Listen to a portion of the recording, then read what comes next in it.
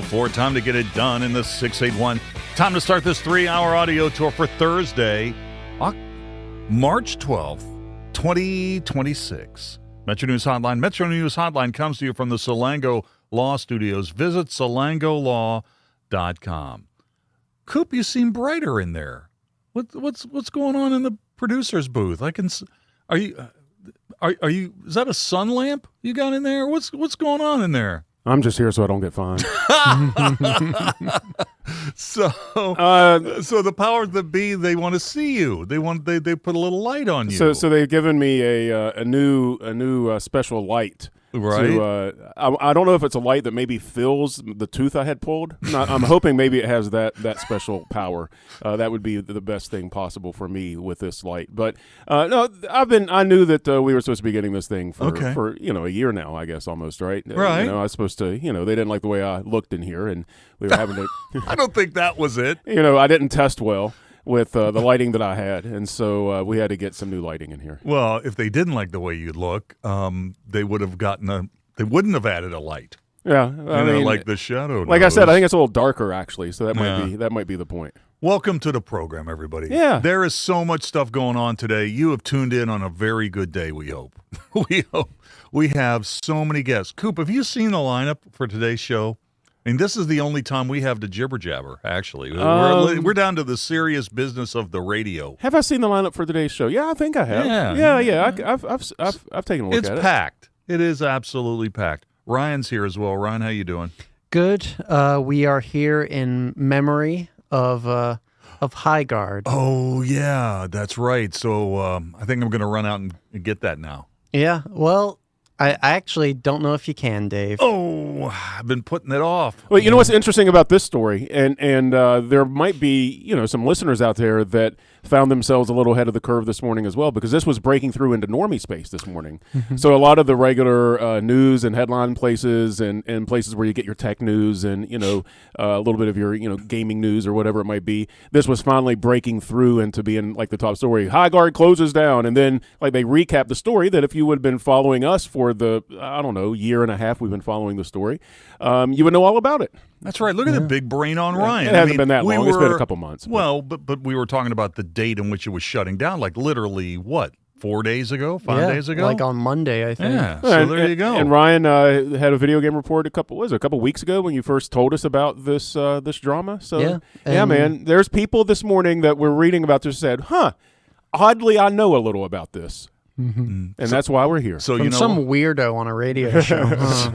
Wait a minute, with that weird video game report music. Yeah, whatever, man. I'm just saying that there's not zero people out there that read a story about Highguard this morning in their normie news feed. They were like, yeah, I know about that. You know what, Coop? Every time we do a video game report, we get a couple of text messages about it. I know from people who feel that part of what's going on in the world is underserved by the network. So. We get into the old video game world. I get requests for more of them. So, yes, I think that's true. But, I feel bad for the developers. I'm sure that there are some genuinely talented people in the studio. And I feel bad for the sliver of people that actually like the game. But sliver. Whoever decided it was a good idea to release this game, the deepest pit of hell has opened to swallow you whole, so don't keep the devil waiting. If I can interject just a moment, I didn't know anything about this game, right? So in my in the news report I saw this morning, there were some graphics and stuff from the game. The box from the video game and some graphics from it and stuff like that. So apparently it had to do with guns and swords. So I mean, I can see how somebody was like, what we could probably market really easily is some guns and swords. People love that stuff. How did you refer to mids like me, who play the video games of like sports and what would you call us? Ball and gun gamers. Yeah, ball and gun gamers. I think I should clarify my position on that, because there's nothing wrong with like playing exclusively ball and gun games, but there's a minority of ball and gun gamers who are like, they go to like the Game Awards or something, see that like a slew of RPGs are up there, and it's like, all these games suck. No, I've never played them. And then they're just, they want to like be a part of the conversation, but they don't want to do the research. In the old days, Coop, back in my day, that would have been a sentence that would have started with "bless his heart." Yeah. That's how we would have started that sentence. Man, did we just have a fantastic finish in the girls' high school basketball tournament? Oh, yeah, big stuff. Man, we just had a great game, just wrapped. Parkersburg beat University 71-70 in overtime. Parkersburg led this game most of the way. University fired back, almost stole it at the end, got the game to overtime. So Parkersburg beat University. Also today, Morgantown defeated Cabell Midland 56-42. St. Mary's defeated the 2-seed Tug Valley 52-50. So, 2 out of 3 games in today's session, day 3 of the girls' tournament, have been decided by a bucket or less. GW and Washington, that goes at 5:30. Okay, so Coop, are we into the first window of our secret show for the girls' tournament? Are we carrying it on 580 today? Yeah, I mean, as far as 580 goes, I don't know what the other affiliates have done throughout the week, but 580 today will be dipping out for the first time this week at 5 o'clock. George Washington girls play at that first game in the evening session. All right, so I'll just take off at 5 o'clock. I'll just take off early. We'll just leave it to Ryan. There you go. He can do an hour video game report. There you go, buddy. Hey, I'm only scheduled till 5, No. so you got to get me overtime pay. No, we will we'll do an entire show, but the period of time where some of our affiliates drop out for girls' high school basketball coverage while we actually have a show, we refer to those as the secret shows. And if you find out that you're the only affiliate that has our show at some point over the next please send us a note. Let us know, and we'll do the show for you. That's right. We've done it before. We've just done a local show for the local station. Coop, do you remember back in the before times of Hotline, there was a period where we would do a secret hour for a 1,000-watt AM in Weirton. I think so. Remember that? Yeah. That we had one station that was out there, but now we have a better affiliate in that part of the state. Well, a couple of them actually. But we would just do that one secret hour. And, hey, man, we would get guests on from the area, talk about stuff going on, you know, maybe get a traffic report from the area, you know. That's right. We'll send Ryan up there to do traffic, you know. Yeah. Send him up there.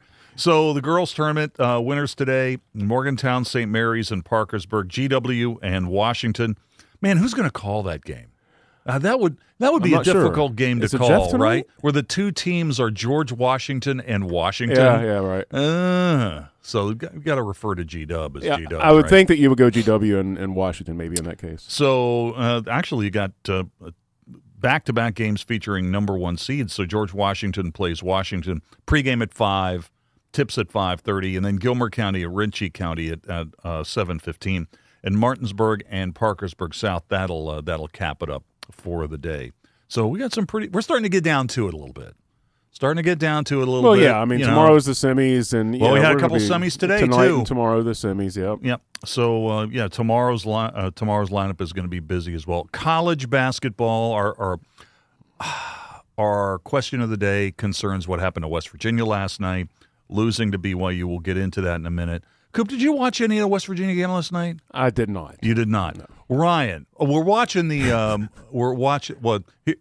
he has to react because I have the game on in front of us. Oh, I thought you were going to be like, well, since Coop didn't, did you watch any of the game last night? I'm not going to ask Ryan to break down like WVU's full court pressure defense. I'm not going to ask him that. But I am going to ask him, what's your take on this basketball floor in Kansas City? The fancy smancy lit court that's gray. Looks like a waste of money. Looks like waste of money. Back to you. Yeah. You could have gotten like a bunch of snacks or something instead of lighting the court you got like a big light up weirdo basketball court. Doesn't this remind you something out of like a Schwarzenegger era, like Total Recall or something like that, like the type of things, or something from Blade Runner, something along those lines? What was that show that was on Netflix for a while about the futuristic clone? I can't remember off the top of my head, but just where you see like the billboards, the neon billboards in the background, and the advertisements flashing, and like the holograms selling things and stuff like that. Yeah, that's what I said. And so that like this court, that's what it reminds me of. Pretty soon you'll be like during timeouts, the court will light up with like holograms, and it will sell you a Coke right there on the court or something like that during timeouts and halftime and stuff. You know what it reminds me of, Dave? It reminds me of a Dave & Buster's. Oh, well, there you go. Because like not only do they have a similar like floor-based game, but also the floors in general are just like black. And I went to, this is a bit of a non sequitur because it has nothing to do with sports, but I went to a Dave & Buster's in Huntington, I believe, and I was thoroughly disappointed. Really? Yeah, it's just like, I thought like, hey, a Dave & Buster's in Charleston, that'll fix up the city economy. That'll get us back to the 21st century. Then I went to the one in Huntington. I'm like, man, this kind of sucks, actually. Well, it's supposed to give you like some activities to do with your date or with your best bud while you're waiting for your food to kind of roll out. Sure. So you don't have to like sit in a booth while the music is too loud, just screaming what at each other over the table. But they got like this weird system where like instead of just putting coins or dollars directly into the games, you have to like get like weird in-store credit. And I'm like, man, what is this, GameStop? Coop, I think you would probably agree with me that we love Dave & Buster's and we welcome them as a future potential sponsor. Yes, of of course. program. And I wonder what Ryan would have said in the day when you had to carry around tokens. Oh. Because in the arcade days when you had to have tokens, that was a little bit of a pain. I do remember carrying around tokens in an arcade, and I loved it. I loved I loved the heft. I loved the weight. It's like these aren't like little cheap plastic things. This is power. Well, wait a minute. Your mom's at the store or whatever, and she peeks into the arcade and says, "Come on, Ryan, let's go." It's like, I can't. I've got like $5 more of tokens I have to use here. That's when you press the funny little refund button, and it all pops out at the bottom. There was a buddy of mine when I was in, I think, 9th grade. He was in high school. He had a job at the Canal Mall movie theater. And, man, one day just I used to go and play video games there all the time and see movies and stuff like that. One day just we weren't even that great of friends. He was just kind of a buddy, right? Right. Just one day completely out of the blue, he handed me a giant bag full of tokens for the video game machines. He's That's like, a friend. Here you go, buddy. I'm like, whoa, yes, indeed. that put like a year worth of video games, man. It was awesome. Nice. To get back to the court at the Big 12, the general consensus of our fan base has been that it stinks. All right. Yeah. Is this because it really stinks, or is it because West Virginia didn't play well and they lost on it yesterday? Well, I don't think people can judge how it smells through the TV screen, That's Dave. probably fair. You know what it reminds me of? Coop, Eastern Michigan has that gray turf they call the factory. Mm-hmm. When I look at this gray basketball floor, it kind of makes me think that there's something wrong with my TV. Yeah. You know? I don't really dislike it. I'm just not sure exactly why it exists. It sort of reminds me like if there was a World League of basketball like there was in football, that this would be the kind of court they would play on. Oh, one more TV thing, Ryan. Coop, get a load of this. So I'm trying to make conversation with Ryan before the show begins today, and I say, hey, man, did you see where Star Trek Starfleet Academy, the season finale has dropped today? And what was your reaction? I stopped watching. He stopped watching. I know a lot of Trekkers that have abandoned the show. I'm like, with the latest one, the season finale that dropped today, I'm now 3 episodes behind. I have no idea. Just tell me which one of the episodes that I haven't watched that has Paul Giamatti in it, and I'll watch that one. Man, I'm such a completist. I can never watch shows like you do. You're really? I watch the first episode, the last episode. I'm good. Yeah, it's good. I saw the show. I saw the series. Breaking Bad was great. It's like 2 episodes long. It didn't work out. One of the guys didn't make it. Spoiler alert. Here's Dave Weekly's big secret about media consumption. He doesn't care about artistic integrity. He just cares about being relevant to the conversation so that he doesn't look like a fool to others. Body count's also important. You know, you've oh yeah, I accused me forgot that you also have an intense bloodthirst for some reason. I mean, when you grew up in the Schwarzenegger, Stallone era of movies, you know, I mean, you have that kind of in you, you know. Yeah, you're right. Did you see where they're going to do another Conan? where he's the barbarian. Yeah, where Arnie's going to play like Conan later in life. Is he going to play like the skeleton of Crom that he finds in the cave? I don't know. And steals the sword from. That would work. I guess I didn't need to see Conan standing in line at the Walgreens, but I'm guessing that's what's going to happen. Look, if they there's plenty of Conan material out there, including older Conan material that you could draw from Robert Howard's books, and you could do something good. So if they want to do an old Conan, there's material out there where you can do an old Conan. I'm all for it. Sure. I think the problem is that now I love Arnie, but just the harsh reality is he doesn't have the same body that he did when he made the first Conan. So it's going to be difficult. He's still pretty big. What era do we live in? He'll have that body. Oh, yeah, that's true. And you know what, though? I mean, it didn't look like he was having any trouble moving around with that show he did on Netflix, that Fubar show. Yeah, he talks about it. He has a newsletter, a fitness newsletter that he sends out. That really? I read. Yeah, and he'll talk about like his changing physique and stuff like that. And he's obviously not the same guy that he was, but he's kind of proud of where he is. He's not ashamed of where he is. Well, and the other thing too, I mean, he didn't make any qualms about the fact that he took tons of steroids, right? He's not taking steroids now. I mean, right? He's a huge advocate for like clean exercising, clean living, clean foods. Things like good for him. Good for him. Did you watch any of the? Italy saved our bacon last night. Yeah, and there wasn't much drama behind it. They pretty much put it to bed early. I'm surprised. I am too. I am surprised. They're pretty good. Well, I mean, they played that game in Houston last night, and when Mexico played the United States in Houston, man, a big part of that crowd was rooting for Mexico, and then last night Italy just stomped them. Yeah. Just stomped them. We'll play a clip. Oh, look who's here! Just back from the arena across town.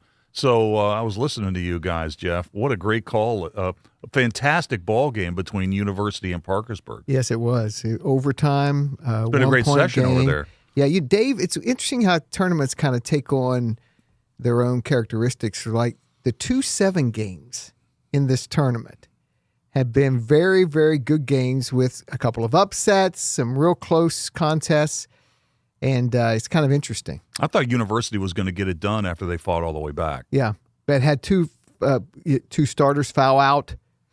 Yeah, and right at the end of the regulation. Now, see, I was listening when you guys were talking about this because the benches for these teams, the girls, they didn't go deep. They didn't go deep into the benches, and when you got people who are coming onto the floor who really haven't played in a big game like this, a state tournament game, things happen, man. Yeah, it's tough. It was an exciting game for sure. Yeah. So we'll talk a little bit about the boys' field now, which is 3/4 of the way full. GW won last night up on the hill. They beat Parkersburg.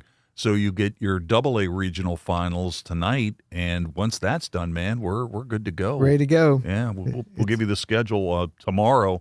But we've got Quad A, Triple A, Single A is already filled out. We'll do AA tonight. What's up in the news? What's going on? Well, today is we got less than 3 days with the legislative session, Dave, and there's some stuff going on. Brad's posted a couple of stories at WVMetroNews.com. There's talk today on one of the bills about this all goes all the way really back to the water crisis of years ago with the storage tank legislation. They're trying to change that a little bit. Also, the transfer bill about having to do with sports is on the agenda in the Senate. It's on second reading. We'll see what the Senate does with that. So we're just kind of coming down the stretch. It's really got both the House and Senate, Dave, have about 100 bills that they're working on over the next couple of days for passage. So what game you got tonight? I've got a semifinal in Class A. Gilmer, the top seed, and Richie, who played well in the second half the other night and came back and won and got into the semis. Yeah, so the schedule tonight, GW in Washington, that's at 5:30, followed by Gilmer County and Ritchie County. Final game tonight over at the arena will be Martinsburg and Parkersburg South. Thanks, Jeff. Okay. Let's take a break. We'll come back with more in just a moment. Stay tuned. The YMCA is just a starting line for the true self. When I was heavy, being on my feet all day seemed like torture. Makes you feel defeated. I'm just going to be like this for the rest of my life. But then I thought, I'm done acting like that. I'm not going to be like that anymore. Bariatric surgery at WVU Medicine helped me lose 265 pounds.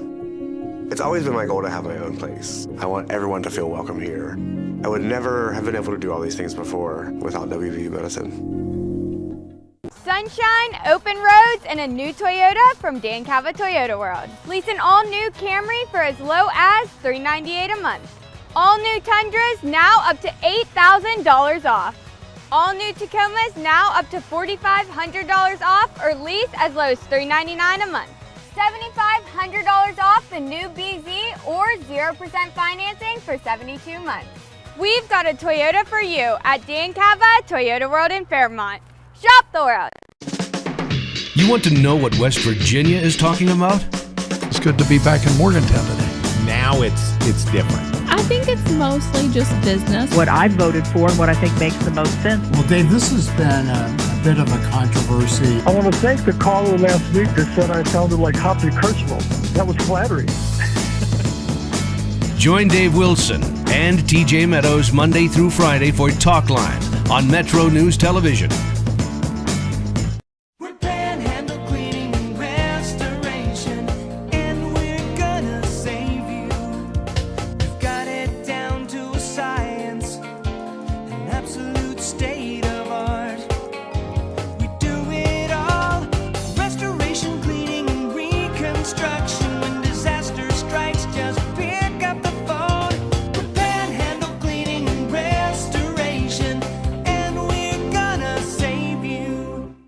Leading the efforts to build a stronger West Virginia, the High Technology Foundation has a proven plan to strengthen and diversify our state's economy. The I-79 Technology Park's high-capacity infrastructure continues to attract advanced federal operations that are driving economic growth. This keeps our young, educated residents in the state and brings West Virginians home. The High Technology Foundation, building a stronger West Virginia. Learn more today at WVHTF.org. It all comes down to this in Charleston. The 2026 West Virginia Boys High School Basketball State Championships presented by Chick-fil-A.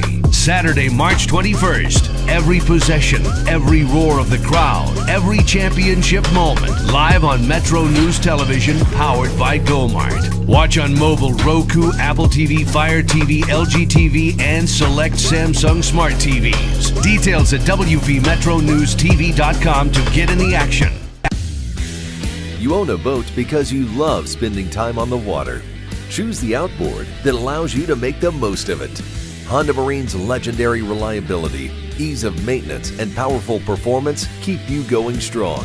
And they're all backed by the peace of mind protection of the industry's best limited warranty. Visit your Honda Marine dealer today and find out why it's more than an engine. It's your time on the water.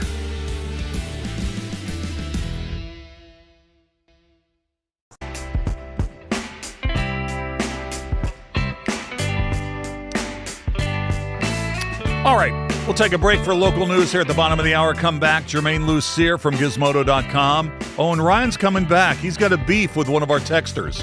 This is Metro News, the voice of West Virginia.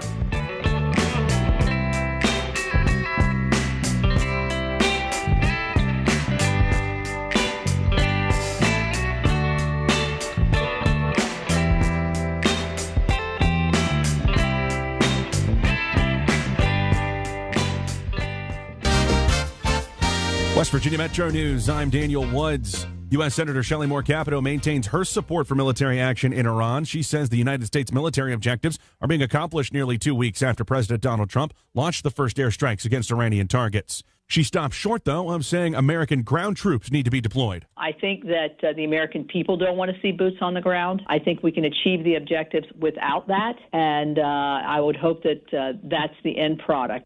7 Americans have been killed in the conflict. The final push for legislation continues at the Capitol, with the regular legislative session wrapping up Saturday at midnight. One of the bills passed by the House today establishing the First Amendment Preservation Act, which guarantees the state can't be prevented from advertising on online sites that might be impacted by media bias. House Judiciary Committee Chair J.B. Akers says it takes some limits off of what the state can do. Whether we like it or not, people read these sites online. So right now, the state's ads are actually being placed in a more limited fashion if the media bias organizations are used, because some of these ad agencies will not place ads with certain websites. Even if we have a large percentage of people out there who may read them. The bill passed the House 82-12. The state high school girls basketball tournament continues this evening on the Metro News Radio Network, getting started at 5 o'clock with 2 Class Quad A quarterfinal games and a Class A semifinal. 4 state championship games coming up on Saturday. You're listening to Metro News. For 40 years, the voice of West Virginia. How tough are you? It's the 33rd annual Parsons Ford Tough Man Contest, co-sponsored by Extremely Family Fitness, Miller Lite, Coors Light, and Lust Gentlemen's Club, the exclusive ring girl sponsor, coming March 20th and 21st to the Berkeley Rec Center in Martinsburg. Sign up to fight, buy tickets, or buy the live pay-per-view broadcast at WVToughman.com. That's WVToughman.com. Wimps need not apply.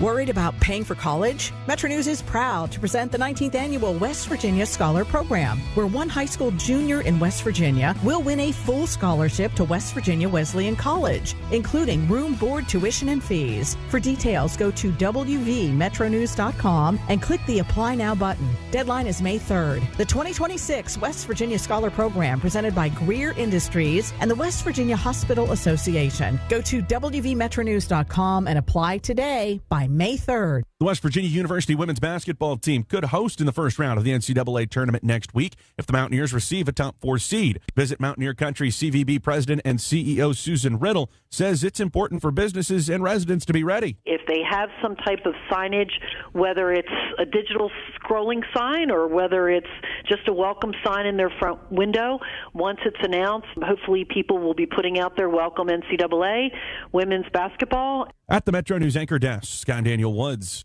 No young person should ever have to worry about having a safe place to sleep at night, or whether anyone cares about them. But the reality is, 1 in 10 young adults will experience a form of homelessness this year. For over 50 years, Covenant House has been helping youth in crisis and giving them the support and tools they need to succeed in life.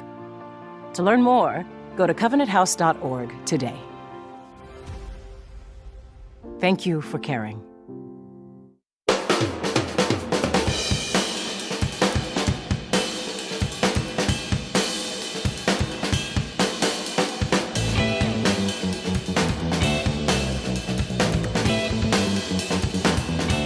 All right, welcome back to the show. 26 minutes till the hour. Germain Lussier in just a matter of seconds. We'll get the sound of sports going here in just a minute as well. Hey, question of the day. We haven't even set it out. So WVU won't go to the NCAA tournament.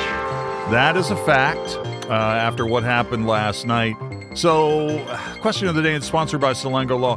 Now that the WVU basketball team is out of the Big 12 tournament, how would you describe the season? And what are reasonable annual expectations for the WVU basketball program? Now that WVU Hoops is out of the Big 12 tournament, will not be going to the NCAAs, how would you describe the season? And what are reasonable annual expectations for a WVU basketball program? To respond, text those in, 304-TALK, 304-304-8255-304. I'm on Exit Weekly, WEEKLEY. Before we get to Germain Lussier, text message from Matt in Utah regarding our crosstalk segment today. Wait a minute, let me get your mic on. That probably worked better. Yeah, friend of the show, Matt from Utah. Matt is a friend of the show. He writes, Dave, let me get this straight. The video game guy hates Dave & Buster's. What kind of nonsense is this? There they go as a potential sponsor for your program. Ryan, your reaction? There's a fundamental difference between a proper video game arcade and the experience that Dave & Buster provides. I'd say the closest equivalent that Dave & Buster's has is something like Chuck E. Cheese's, which is more than just video games. Sure, they will have like 1 or 2 video game cabinets, but they are primarily like stuff like foosball and like the little like basketball hoops and stuff like that. Things that are a bit more physical in nature. Sure, Dave & Buster's, some locations will have like a Mario Kart cabinet. Others have stuff like Pac-Man. But the difference between that and a proper arcade, which there's a really good one in a shopping mall in Huntington that I've been to. It had like classic arcade cabinets and booths. You had like old beat-em-up arcade games with like classic Marvel properties. You had Street Fighter, you had Tekken, you had classic fighting games. It's hard to describe to like a mainstream audience, but it's like exclusively cabinets, very few like pinball machines or vending machines, stuff like that. Just exclusively cabinets with games. Matt, I hope that answers your question. Shade on Dave & Buster's was not what I expected in the program today. I know, right? Not what I expected in the program today. Ryan, catch you later, bro. All right. All right, let's get to Germain Lussier from Gizmodo.com. Germain, how you doing today? I have different feelings about Dave & Buster's now. That's all I know. Hey, let's get into Project Hail Mary. You can talk about it, right? Because you've already posted the review at the website. Yeah. So yeah. Tell me what you thought of the movie. You like it, right? You like it a lot. Yeah, it's great. It's great. It comes out next Friday, so the review goes up early. And when that happens, usually that means the people releasing it are confident in it. And they should be. I mean, I was a huge fan of the book. I read it when it came out in 2021. And so I even knew what was going to happen in the movie, right? And there's a lot of big twists and turns. It's a really cool story. And even knowing all of that, I still found it incredibly engaging. It's really funny. It's beautiful. It's exciting. It's really has a couple great mysteries to it. I mean, if you like, people, I think Ryan Gosling joked about it being described as E.T. meets Interstellar. And it kind of is that. It's a deep space exploration movie about time and space that also has a really cute alien in it, and it's funny. Very, very good. I hope everybody. It's kind of for all ages too. There's nothing too objectionable in it. It's kind of one of those fun for the whole family movies. So out next week, and I really hope it does well because it's great. So literally, this happened last night. So I'm sitting there watching TV with my wife, and the commercial comes on for Project Hail Mary, and we're talking with Germain Lussier of Gizmodo.com about it now. And I just casually say, I go, hey, that looks pretty good. And she goes, I don't like that guy. And I said, Ryan Gosling? She goes, yeah, I don't really like that guy. And I thought, she has to be like the only woman ever who's ever said that, right? Yeah, I think so. Yeah. I mean, he's pretty universally beloved, not just for his looks, but his talents. He's one of these guys we've talked about it before, where he doesn't have to he only makes good movies pretty much because he doesn't have to make bad movies. He's like Leonardo DiCaprio in that way, where it's he has his pick of the litter. And this is a movie that he found the book before it came out and was attached to it before the book was even released. He was like, I want to make this. And he stuck with it the whole way. And that's crazy. I mean, Ken, come on now. Yeah, that's right. Ken, exactly right. Well, here's the other thing. I remember when The Fall Guy came out, you and I were talking about this briefly, about the fact that, it didn't do well, and maybe this was an indication that maybe Ryan Gosling couldn't carry a major motion picture, although there are examples of him doing that in the past. Obviously, he can. He's the star of what should be. Now, this thing's going to make, what's a fair estimation for a sci-fi movie like this? This is going to be big, right? Real big. No, I don't know about real big. I haven't really actually, to be honest, read that much tracking on it. So my guess though, just, gut feeling is that you're looking at maybe 175 domestic, or something like that. And then, maybe 500 worldwide or something like that. That's just my guess. I don't think we're looking at $1 billion movie simply because it's March. People are at school, all these kinds of things. It's a weird time to release a movie. But it is great. I think word of mouth is great, and it's being released in full IMAX. So I think it's going to do well. But yeah, it's gonna be a weird one to see how it goes. All right, and let's go from one extreme to a 180-degree turn here. You write about the fact that Mercy is going to be available on physical media on April the 7th. This movie was a disaster with Chris Pratt and Rebecca Ferguson. And even the trailer was terrible. Did you watch this film? You know what? Full disclosure, I haven't seen it. And we really only wrote that because the day before, pulling back the curtain, I wrote an article about Good Luck, Have Fun, Don't Die, another sci-fi movie. And I framed it in the exact same way I framed this one. And it did bonkers traffic. So we just kind of gave it another shot to see how it would go with Mercy.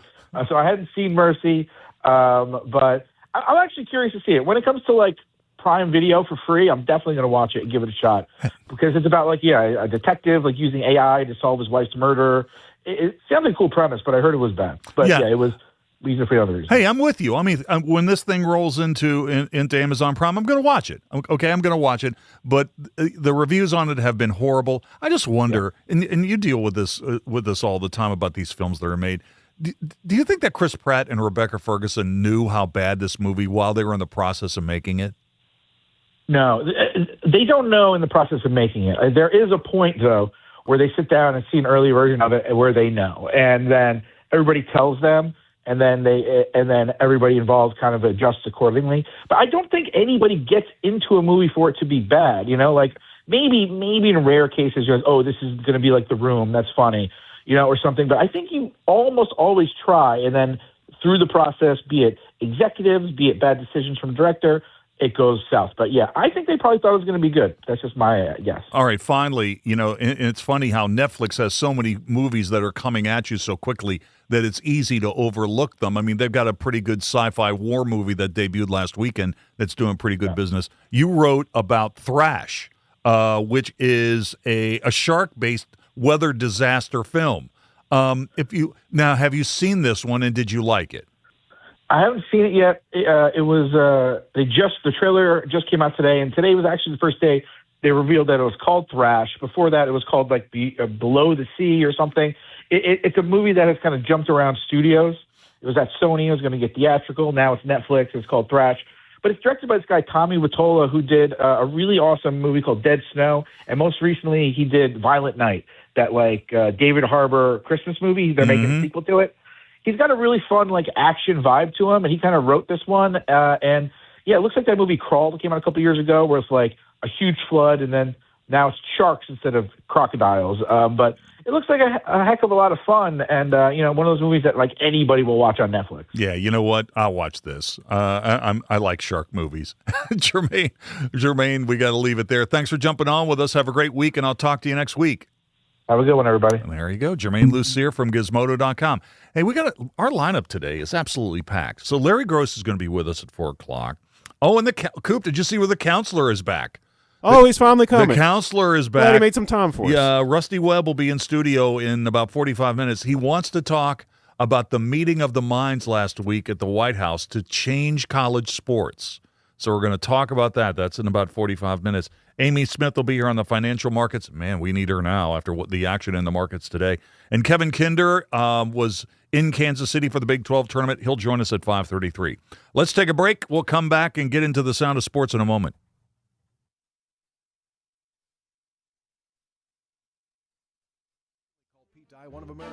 Golf Week called Pete Dye Golf Club one of America's best modern courses. Golf Digest recently called Pete Dye one of America's 100 greatest courses, and Pete Dye calls it 18 of the most exciting and memorable holes I've ever built on one course. Pete Dye Golf Club invites you to join the only course named after the legendary designer himself. National, corporate, and local memberships available now for a limited time. Visit PeteDye.com to learn more. Come play where the Mountaineers play at Pete Dye Golf Club. Metro News Hotline, brought to you by Salango Law, will return right after these messages. When I was heavy, being on my feet all day seemed like torture. Makes you feel defeated. I'm just going to be like this for the rest of my life. But then I thought, I'm done acting like that. I'm not going to be like that anymore. Bariatric surgery at WVU Medicine helped me lose 265 pounds. It's always been my goal to have my own place. I want everyone to feel welcome here. I would never have been able to do all these things before without WVU Medicine. Sunshine, open roads, and a new Toyota from Dan Cava Toyota World. Lease an all-new Camry for as low as $398 a month. All new Tundras now up to $8,000 off. All new Tacomas now up to $4,500 off, or lease as low as $399 a month. $7,500 off the new BZ or 0% financing for 72 months. We've got a Toyota for you at Dan Cava Toyota World in Fairmont. Shop the world. You want to know what West Virginia is talking about? It's good to be back in Morgantown today. Now it's different. I think it's mostly just business. What I voted for and what I think makes the most sense. Well, Dave, this has been a bit of a controversy. I want to thank the caller last week that said I sounded like Hoppy Kurtzwell. That was flattering. Join Dave Wilson and TJ Meadows Monday through Friday for Talk Line on Metro News Television.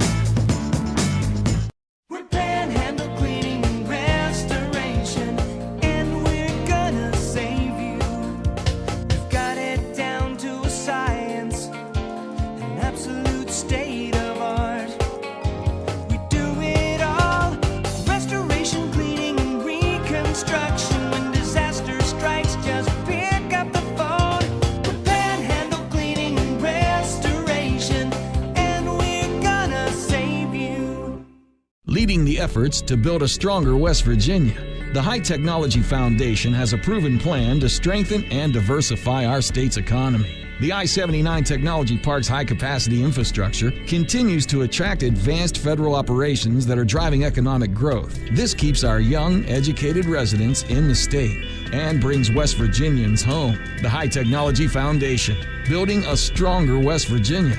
Learn more today at WVHTF.org. It all comes down to this in Charleston. The 2026 West Virginia Boys High School Basketball State Championships presented by Chick-fil-A.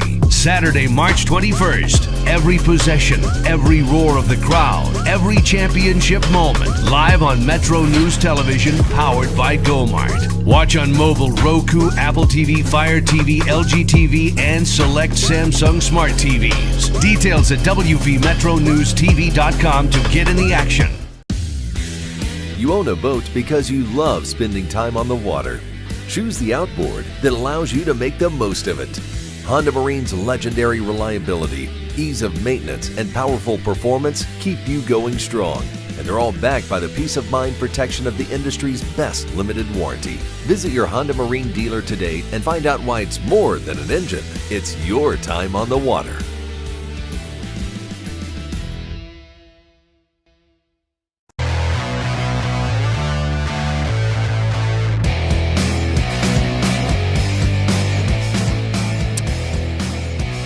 All right, welcome back to the show. It is about 12 minutes till the hour, and you know what? Let's get into it now. Let's go ahead and get into the Sound of Sports. Sound of Sports, we'll start with college basketball. Last night in Kansas City, WVU eliminated at the Big 12 tournament by BYU 68-48. 11 days after the Mountaineers topped the Cougars in Morgantown. The big difference in last night's game was BYU forcing West Virginia into 22 turnovers and the Mountaineers being unable to stop Cougars star freshman A.J. DeBansa, who led all scorers with 27 points. Does that make sense? Sort of. Of course not. DeBansa and one. A.J. will go to the line. A.J. off the glass and in. Whoa. He's a contortionist when he gets to the paint. I'm telling you. WVU couldn't keep BYU off the boards. The Cougars out-rebounded the Mountaineers last night, and they grabbed 16 offensive rebounds. Honor Huff led WVU with 17. The Mountaineers dropped to 18-14 on the season, which may not be over quite yet. Here's Ross Hodge after the game. Yeah, I want to start out by giving Coach Young and his team a lot of credit. Thought they were the more physical team today.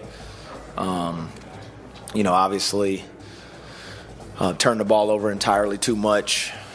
Felt pretty fortunate to just be down 8 at the half, considering we had 14 turnovers, and felt like our defense held up pretty good for the most part when we weren't throwing them the ball, and just didn't play well enough to beat a quality opponent this time of the year. BYU's A.J. DeBansa was the best player on the floor last night. He had these thoughts on why he played so much better last night than he did in Morgantown a few days ago. With me, just staying aggressive. Last time when we were up at West Virginia, I think I was a little passive. And then, they started calling into me, sending me into double teams, and I was kind of getting rallied up, turnovers. So me just trying to stay aggressive and, keep them on their toes. At the State High School Girls Tournament here in Charleston, we're midway through day 3, 6 games again on the schedule. Metro News is your home for the girls tournament. In the Quad A quarterfinals this morning, Morgantown down Cabell Midland 56-42. Morgantown's John Falk says getting past the Knights wasn't easy.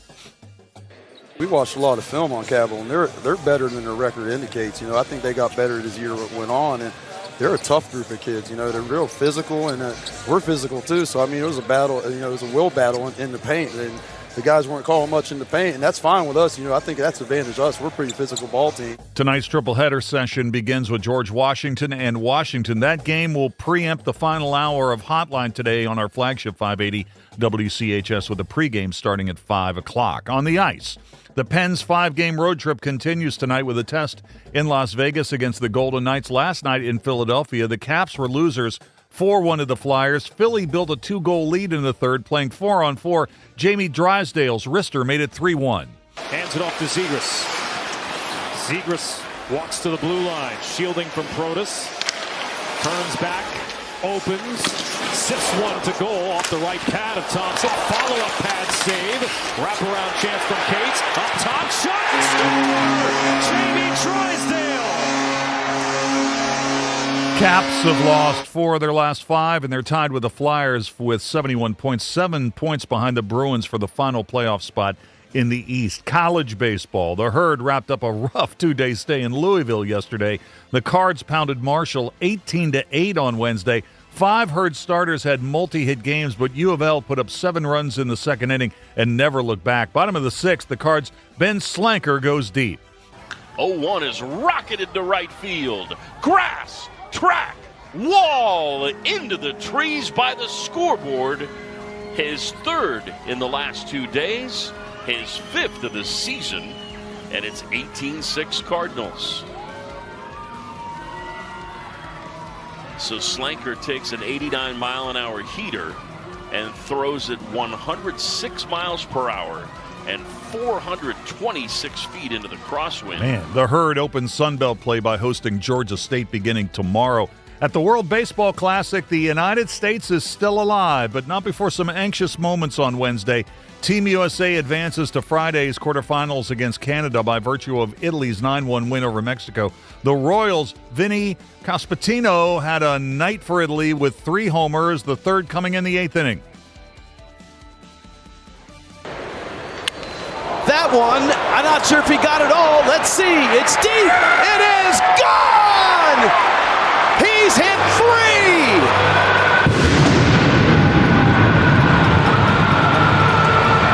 Vinny's going to have so much espresso in him, he may not go to sleep tonight. This will be his 3rd shot of espresso. Vinny, take it easy, big fella.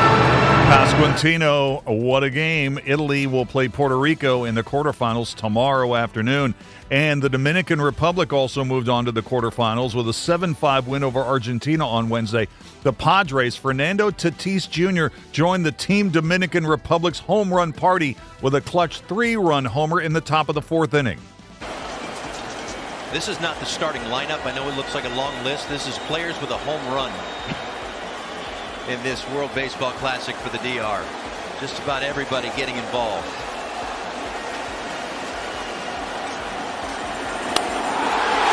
And Tatis gets involved in a big way. 3-run homer. Man, can you hear that crowd? They are losing their minds. Wow, the Dominican, the DR is going to be really tough to beat now that we've reached the quarterfinal round. And finally, from the NBA in Orlando, a Cavs comeback faded late in a 128-122 loss to the Magic. Orlando's Desmond Bane knocked in a huge 3 with 17 seconds left to cap a 35-point night. For the Magic, inbound to Bane, who fires and gets a 3-pointer. That's why they got him. They needed 3-point shooting. So the Magic have won 5 straight. The Cavs, James Harden had 30 points and 8 assists. The Cavaliers have lost 5 of 9 after winning 7 straight. The Cavs are at Dallas tomorrow night. We'll take a break and come back with more in just a moment. Metro News Hotline, presented by Salango Law, will return right after these messages. Moving. Sunshine, open roads, and a new Toyota from Dan Cava Toyota World. Lease an all-new Camry for as low as $398 a month.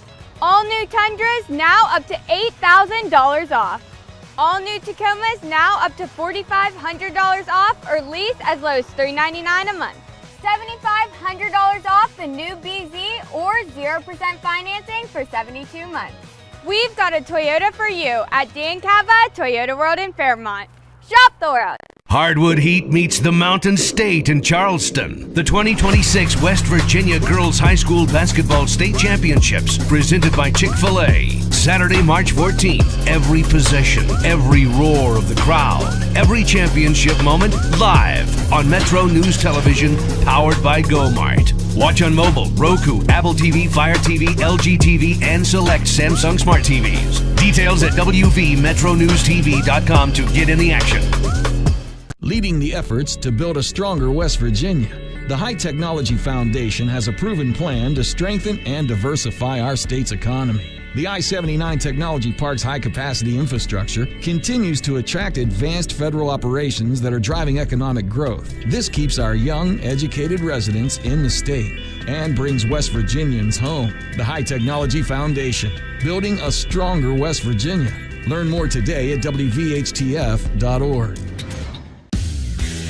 You own a boat because you love spending time on the water. Choose the outboard that allows you to make the most of it. Honda Marine's legendary reliability, ease of maintenance, and powerful performance keep you going strong. And they're all backed by the peace of mind protection of the industry's best limited warranty. Visit your Honda Marine dealer today and find out why it's more than an engine. It's your time on the water.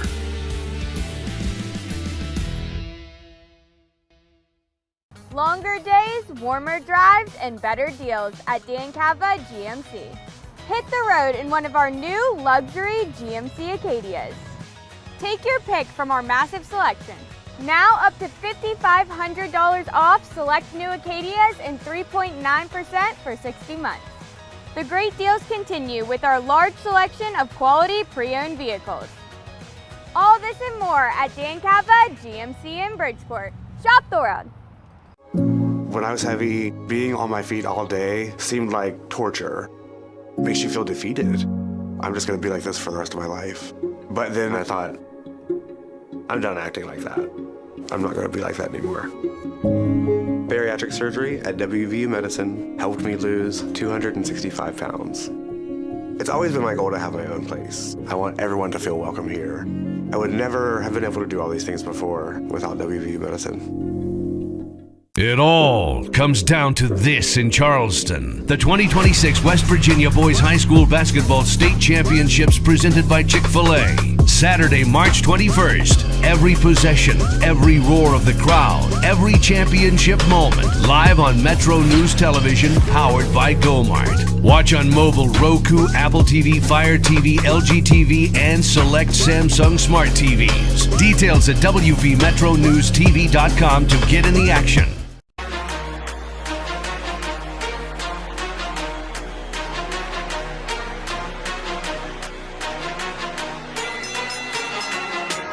All right, that's it for the first hour of the show, but we're just getting warmed up around here. We will take a break for news at the top.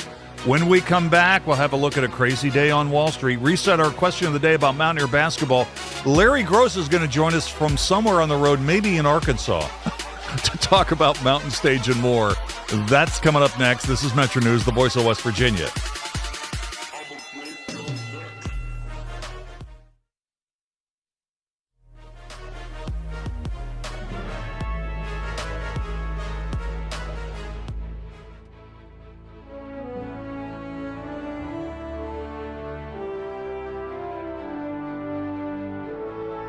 Hoppy Kercheval, 5:55 a.m. How early did you get in that day, by the way? Probably 3:30. Probably 3:30. How long did you do sign-on shift? I signed on like 7 years. Not all. 6 days a week for 7 years. Lightweight. I know. Couldn't do it now. Now when I wake up at 3:30 is to go to the bathroom. And go back to bed.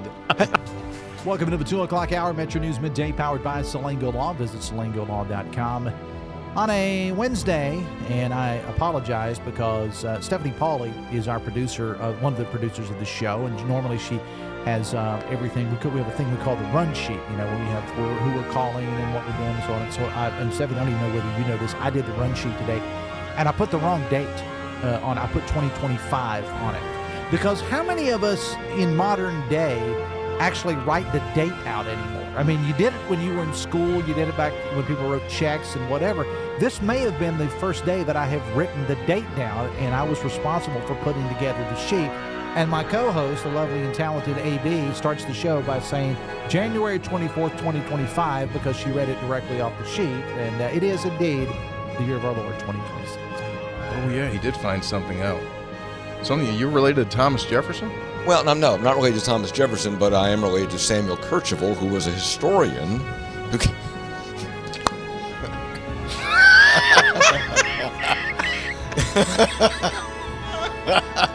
I'm going to tell you something about Samuel Kercheval.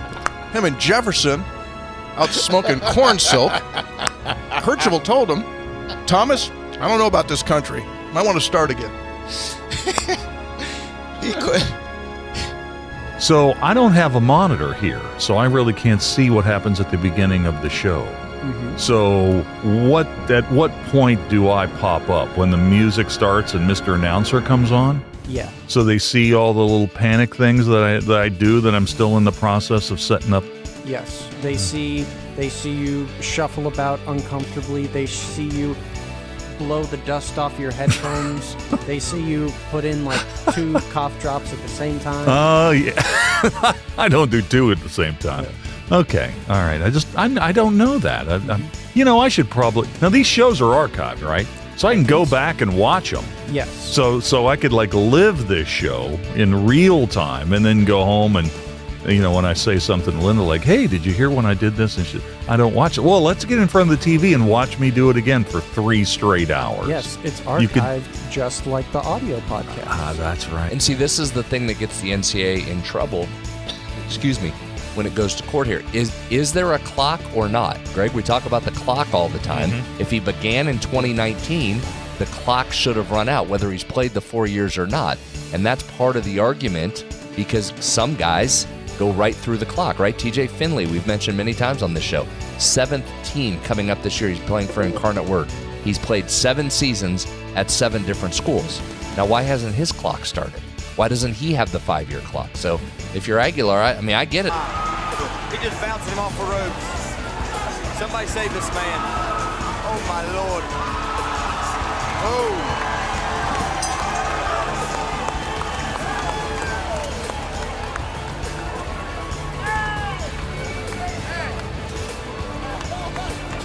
Very nice, very nice. He hit him with everything he didn't want. Yeah.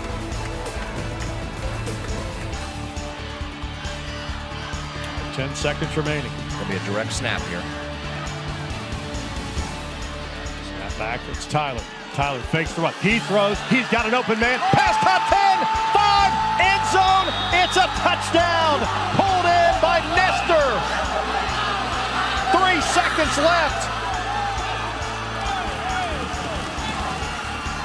Are you kidding me with the play call right there by Kevin Whiteman? Again, forget the game-winning field goal. Whiteman says, we're going to try and win this thing right now. The direct snap to Tyler sucked everybody up, and Nestor slips behind. What an unbelievable gutsy play call, and then perfect execution by these Falcons. Things aren't always going to be great. And sometimes, you can work really, really hard and it's still not great. You're still not successful. But, if you continue to do it, one way or another, things are going to be, work out. You're going to be successful. And it may not be in the world's eyes, but,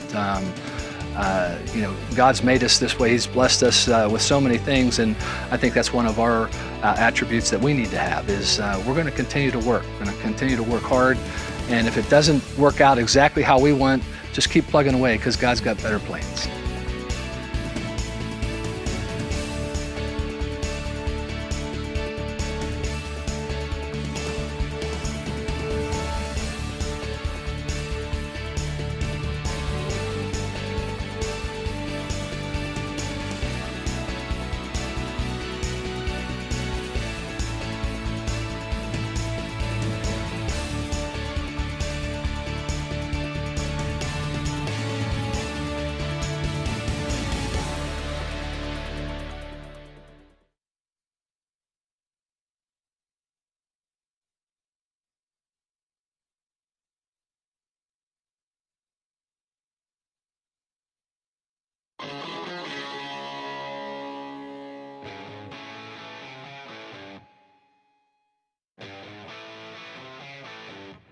This is Metro News Hotline, presented by Salango Law.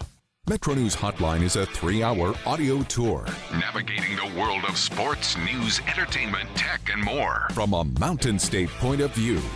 Hotline is a no-politics zone. You can join the conversation. Text the show at 304-825-5304. 304-TALK-304. Here's the host for Metro News Hotline, Dave Weekley. All right, welcome back to the show. Hour number 2, how do you do? Metro News Hotline, keeping you company here in West Virginia in the afternoon on the Metro News Radio Network right up until 6 o'clock. Thanks so much for listening. Coop, we didn't even talk about the weather. Bright sunshiny day, 44 degrees outside. I mean, think about it. Yesterday, we tied a record high for Charleston at 83. Today, it's 40 degrees colder. Quite the stark difference from day to day. Yeah, that's very true. Pretty sunshiny day, though. It is nice. It's nice outside, Yeah, not a lot of wind. Hope you're doing all right. Wherever you're listening to the show today. Hey, wherever you're listening, inside the state or beyond the borders, just trying to get a read on what's going on back home, we hope you're having a good day. Got a lot of good stuff in the middle hour of our 3-hour tour today for you. Man, we'll take a look at what happened in the financial markets today. Another rough day, another rough one. And to that end, Amy Smith from Investors Business Daily is going to be here in an hour. So if you got any questions about any of your stocks, panic's not a strategy, folks. Go ahead and send me a text on any of those individual stocks, and Amy will run them down. 304-TALK-304, 304-8255-304. If you want to send me a symbol on X, you can do that too. At Weekly, W-E-E-K-L-E-Y, one word, 3 E's, W-E-E-K-L-E-Y. We're going to check what happened in the markets today, get the question of the day reset. Larry Groce. Coop, have we made contact with Larry? Yeah, Larry's ready. All right, we'll get Larry going here. He's somewhere in Arkansas. We'll find out more about that. Did you see those fish? Yeah, I know. It's crazy, man. Oh, my goodness. It's crazy. So we'll talk to Larry here in a sec. The entertainment report coming at 4:25. Bottom of the hour. Oh, the counselor's back. The counselor will be in studio with us. Rusty Webb will be here. So that'll be coming up in less than a half an hour. Back end of this hour, we'll open up the On the State file. Man, a lot of college basketball scores going on. Obviously, a lot of stuff with the girls' high school tournament, too. And Coop, I'm going to run down the matchups, the regional finals in West Virginia Class AA before we get on out of here at 6 o'clock. Amy Smith at 5. Kevin Kinder, a little postmortem on WVU basketball at 5:33. So let's get this thing going. We'll start with the financial markets today. So the Dow was down 1.6%, losing almost 740 points today. The Dow closing at 46,677. Everybody's talking about oil, and totally understandable. S&P 500 down 1.5%. Losing more than 103 points today, 66.72 at the close. NASDAQ was down 1.8%, losing 404 points today, 22,311 at the close. Amongst stocks of local interest to West Virginia that were big percentage gainers or losers today. What a crazy day. Regional banks got hit today. Fifth Third Bank was down 3.2%, lost $1.45, 43.62. About the only place to hide in the market today was stocks like Dow, fertilizer stocks. Dow was up 9% today on a day when the market was down over 700 points. Dow gaining $3.12, 37.49 at the close. This is Dow's moment. It's had a couple of really interesting trading days this week. Lowe's was down 3% today, lost $7.51, 239.37 at the close. In the energy space, with what's going on in the Strait of Hormuz, totally understandable. Oil up 10% today, a 10% move in a day, adding $8.82. WTI on the NYMEX closed at $96.07, and Brent is over $100 at 101.24. Natural gas, kind of a quiet moment here. Natural gas up 3 cents, $3.24 per unit at the moment. All right, question of the day. We've had a lot of response to this one today in light of what happened at WVU last night in the Big 12 basketball tournament in Kansas City, beaten by 20 points by BYU. Question of the day, and it's sponsored by Salango Law. Now that the WVU basketball team is out of the Big 12 tournament, how would you describe the season? And what are reasonable annual expectations for the WVU basketball program? Now that WVU's out of the Big 12 tournament, won't be going to the NCAAs, How would you describe the season? What are reasonable annual expectations for the WVU basketball program? You know the text line, 304-TALK, 304-825-5304, or just shoot me a comment on X at Weekly, WEEKLEY. Craig on X. Hey, Dave, I'm a longtime WVU fan. Like many, I want the team to be better right now. I think the climate of college sports today has maybe made us all a little less patient with the ability to get quality players quickly from the portal. This was a decent season with good memories, in my humble opinion. Jody on X. Hey, Dave, I'm on the Hodge train. It hurts to lose games to lower-seeded teams in the league, but we won some big games, too. My expectations are always, number one, play hard. Number two, compete for a conference championship. Everything else takes care of itself. Great question today.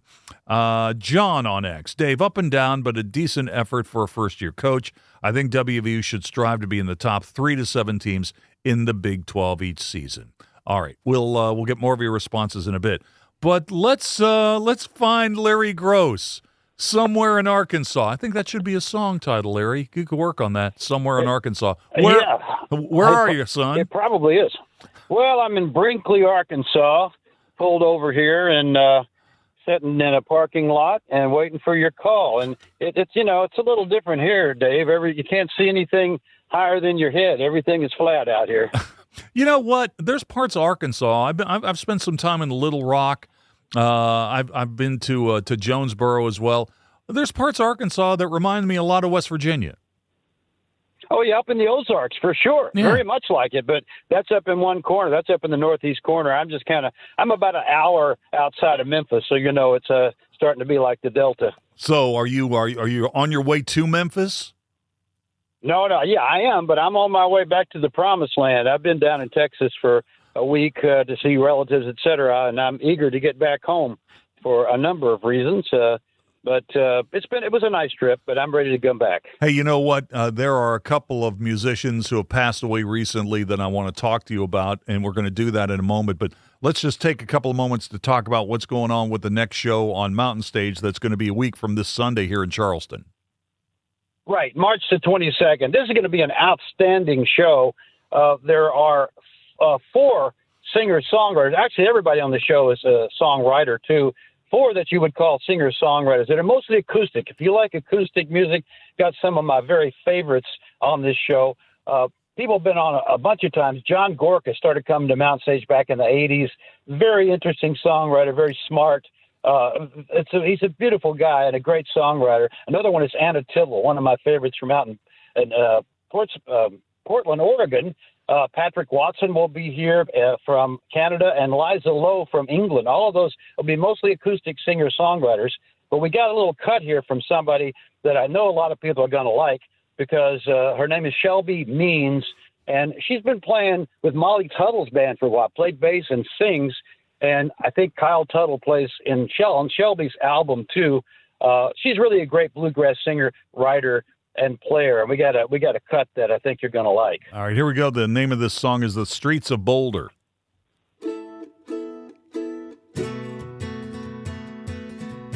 I left you in the pouring rain upon the streets of Boulder, cursing life, wanting love, leaving this town. A lonesome whistle cries, blotting out your haunting memory, and the train moves on and on. Who am I to leave you all alone? Who are you to watch me walking out? How are we to know it won't work out this time? Who are we to know what love is all about?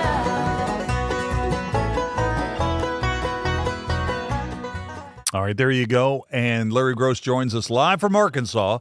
I don't think I've ever said that before, talking about Mountain Stage and a couple of significant passings in the world of popular music. And let's talk about John Hammond for a second. I mean, John Hammond passed away in late February at the age of 83. And, a very interesting musical figure and somebody who was on Mountain Stage multiple times. Yeah, he was on 16 times, starting about the mid to late 80s. John was really an interesting character. Born in New York City, his father, of course, was John Hammond Sr., who was a giant A&R guy that signed everybody from Billie Holiday to Bob Dylan to Columbia Records. But John Jr. didn't really grow up with his father. It was a divorce situation. But John was a sweet man who learned traditional blues music. And he played it solo. He played with a band sometimes. And he was really a student of traditional Delta blues music. But he could also do other things. He made a great album with a band of Tom Waits songs. He had a really kind of a very soulful voice. And I love the guy. He hung out with us in Charleston. Last time he was here, he took us up to the bistro when that was open in South Hills. We all had a nice dinner. Just a gentleman and a sweet guy. And I'm sorry to see him go, but he was around for a lot of stuff. I mean, I think he was the one that introduced Robbie Robertson to Bob Dylan, because John had some of the band members playing on one of his albums, and I think John may have played with Dylan too way back when. But anyway, such a nice man. If you'd have met him, you'd loved him. You know what?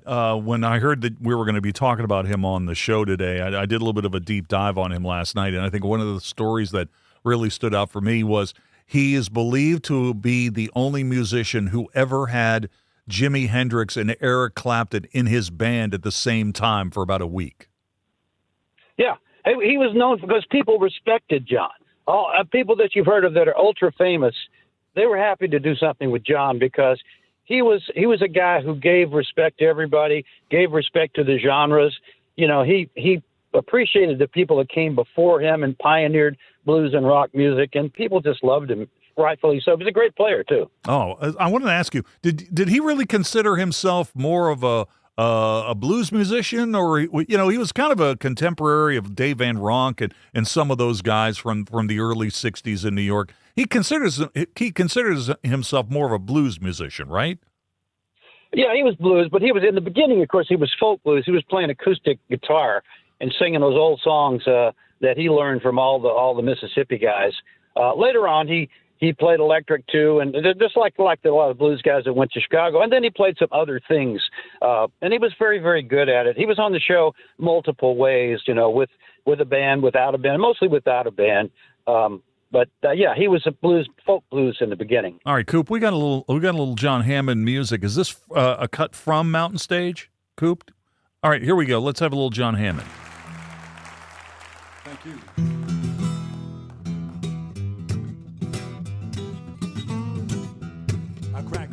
Webb carry a big gun, cast a long shadow to the day is done. 290 miles an hour down the Devil's Trail, done a hard time in 100 jail. No one can forgive me but my baby. No one can forgive me but my baby.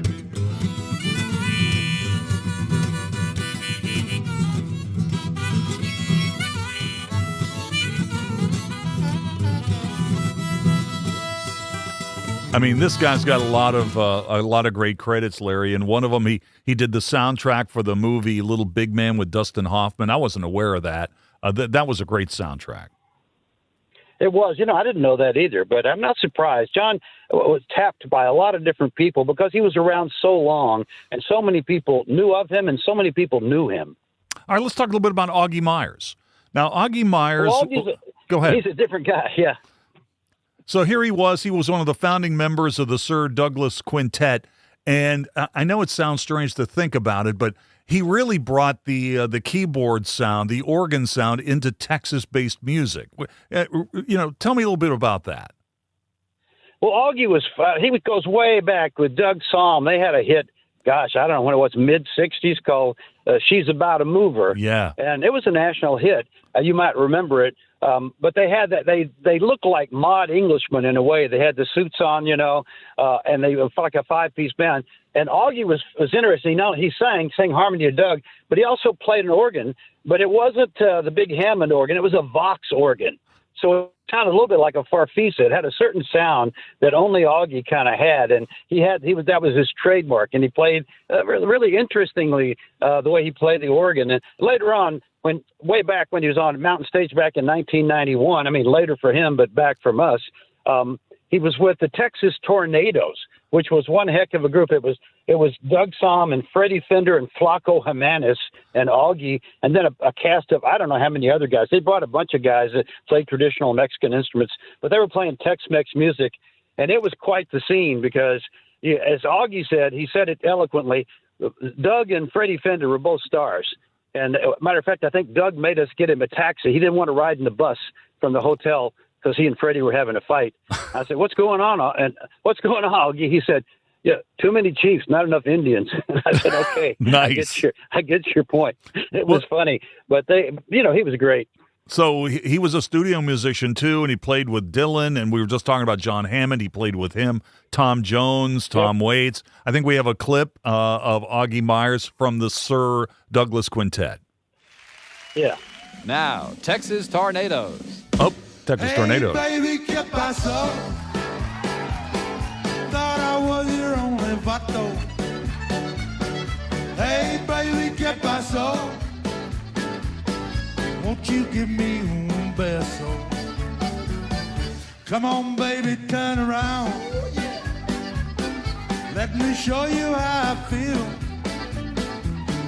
Don't you know that I love you?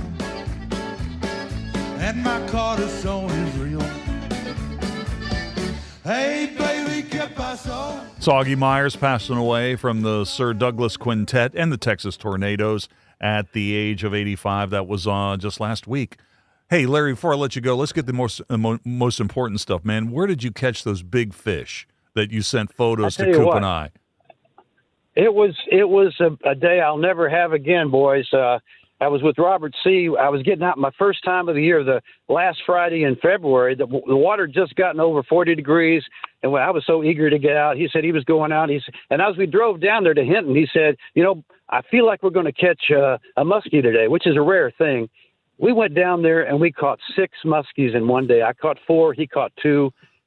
I'll never have that day again. It's just, there's probably people out there that can do that or have done it, but I'm not one of them. It was a red letter day I'll never forget. Well, hey, thanks for pulling off the road in Arkansas and giving us a call, Larry. I do appreciate it. Mountain Stage is going to be in Charleston a week from this Sunday. Have a safe trip back to the WV, and we'll talk again soon. Thanks a lot. Good to talk to you guys. All right, Larry Groce. Oh man, we covered some good ground there, Coop. That's going to be a good show a week from Sunday, and then his insight into music history is just fantastic. Yeah, it's good stuff. And fish. And fish. Yeah. Now let's take a break. The entertainment report is coming up next. If you have a child who's a junior in high school in West Virginia or know someone that does, please listen up. Here's your opportunity to win a full scholarship from West Virginia Wesleyan College that includes room, board, tuition, and fees. The 19th Annual West Virginia Scholar Program is presented by ZMM Architects and Engineers and the West Virginia Farm Bureau. The deadline is May 3rd. For details, go to WVMetroNews.com to apply. That's WVMetroNews.com. Remember, application deadline is May 3rd. Hi, I'm Nathan Adkins with CEC. Why did I choose CEC? It's simple. As a Huntington native and a Marshall grad, I'm thrilled to work in CEC's Charleston office, giving back to my community. At CEC, I dive into every engineering aspect, learning from West Virginia's best. Being employee-owned means that I have a stake in my future. We're not just names on projects, we connect with clients, adding personality to every job. At CEC, we engineer progress in the great state of West Virginia. Find out what CEC can do for you. Visit cecinc.com. Don't forget about our podcast. Check out your favorite podcast provider or simply go to WVMetroNews.com and click on the podcast link. This is Hotline, presented by Salango Law on Metro News, the voice of West Virginia. Leading the efforts to build a stronger West Virginia, the High Technology Foundation has a proven plan to strengthen and diversify our state's economy. The I-79 Technology Park's high-capacity infrastructure continues to attract advanced federal operations that are driving economic growth. This keeps our young, educated residents in the state and brings West Virginians home. The High Technology Foundation, building a stronger West Virginia. Learn more today at WVHTF.org.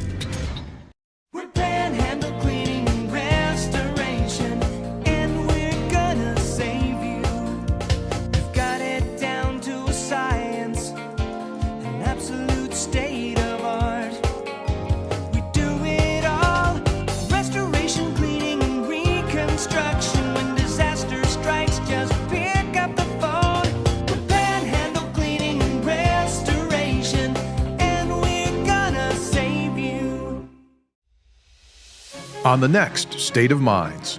I came here to Morgantown, the WVU. I wanted to play football. Tried to walk on, but I was humbled very quickly. So I joined the WVU forestry team.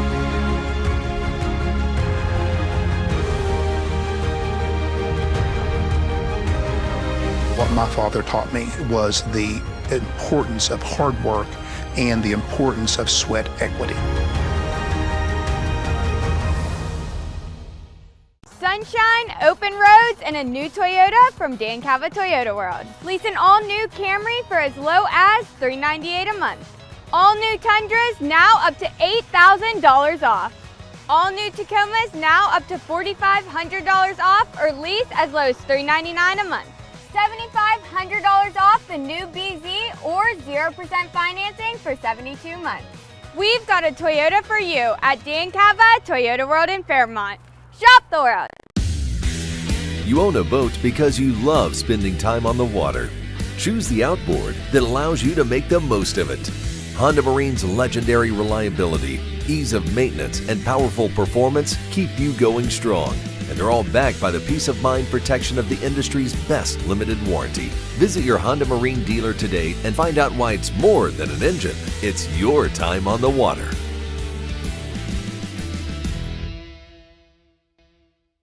When I was heavy, being on my feet all day seemed like torture. It makes you feel defeated. I'm just going to be like this for the rest of my life. But then I thought, I'm done acting like that. I'm not going to be like that anymore. Bariatric surgery at WVU Medicine helped me lose 265 pounds.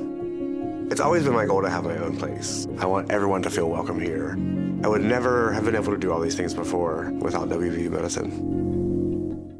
Longer days, warmer drives, and better deals at Dan Cava GMC.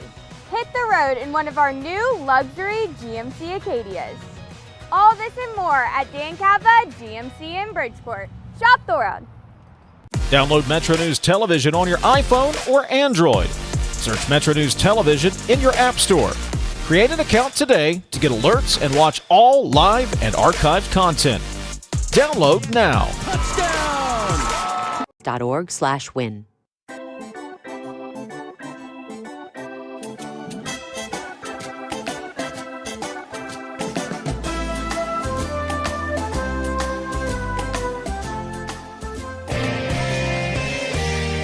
ABC Entertainment News.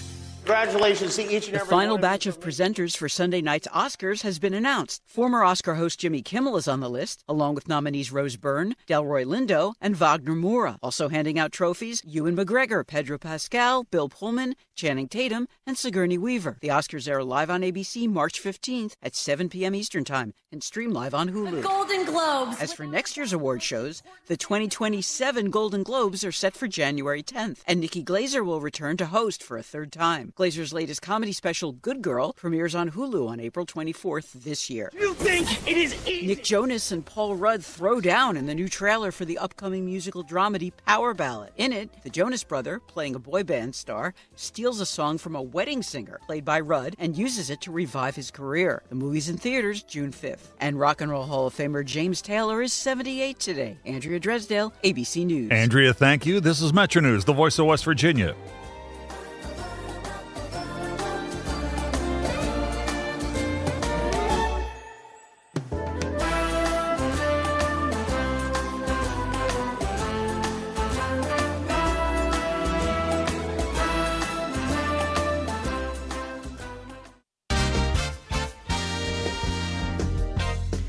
West Virginia Metro News, I'm Morgan Pemberton. Governor Patrick Morrisey appearing in Greenbrier County earlier this afternoon for a pep rally in support of his proposed tax cuts. Morrisey gathered with supporters at the state fairgrounds to tell them that cutting the state income tax is an important priority for him and his administration. He said he wanted to get to the 10% tax cut, but it appears lawmakers have settled on a 5% tax cut. Morrisey says the state should be providing tax relief. Well, we had a surplus, and we're on pace to have an over $300 million surplus this year. How can we not give some of that money back to the people? Are you with me? You can read more at WVMetroNews.com. 2 weeks ago, President Donald Trump launched attacks against Iran, and Americans are seeing the effects of the conflict at the gas pumps. U.S. Senator Shelley Moore Capito is maintaining her support for the attacks, but says she feels for those affected by high gas prices. This is a real challenge, particularly for those who are on fixed incomes and don't have a lot of discretionary. I'm hoping that this conflict comes to an end quickly and that we're able to move the oil out of the Persian Gulf and all around the globe. Capito also said that if the U.S. is found responsible for the airstrike at an Iranian girls' school that killed 165 civilians, the consequences will be strong. You're listening to Metro News. For 40 years, the voice of West Virginia. Come on, Liam, let's go. Get open. Come on, go for it. Wake up. Wake up, Liam. Oh, come on, use your head. Gotta want it. Dominate. There he goes again. Liam's dad yelling from the stands, trying to relive his glory days. I know. We're just trying to have fun out here and play with our friends. Like, it's not that deep. He seriously needs to get a grip. Does he really think he's helping Liam play better? I feel bad for Liam. I know he's embarrassed his dad ruins every game like this. I mean, I would be too. Someone needs to tell him this isn't about him. Yeah, stop trying to coach from the stands and just cheer. That's what Liam wants. That's what we all want. Be your student's biggest fan, not their biggest critic. This message presented by the WVSSAC and the West Virginia Athletic Directors Association. The name of the suspect involved in a 2-hour standoff with Charleston police was released earlier this afternoon. 37-year-old David Evans of Charleston was arrested around 10 this morning after he barricaded himself inside an apartment on 29th Street in North Charleston around 7. Police said he was wanted on a malicious wounding charge in connection to a shooting that happened in February. Evans allegedly shot 30-year-old Damani Porter of Charleston following an altercation. Following the 2-hour standoff, Evans was arrested without incident. From the Metro News Anchor Desk, I'm Morgan Pemberton. Need a break from the headlines and mindless drivel? Metro News Hotline brings you that much-needed afternoon distraction, but with substance. My decades in journalism, plus a passion for everything from baseball nostalgia to the latest tech trends, mean insights you won't get anywhere else. Coop brings the pop culture know-how and good-natured ribbing, while your calls take things in surprising directions. Tune in for the lively chats that are refreshingly different. Find us from 3 to 6 weekdays on Metro News, the voice of West Virginia.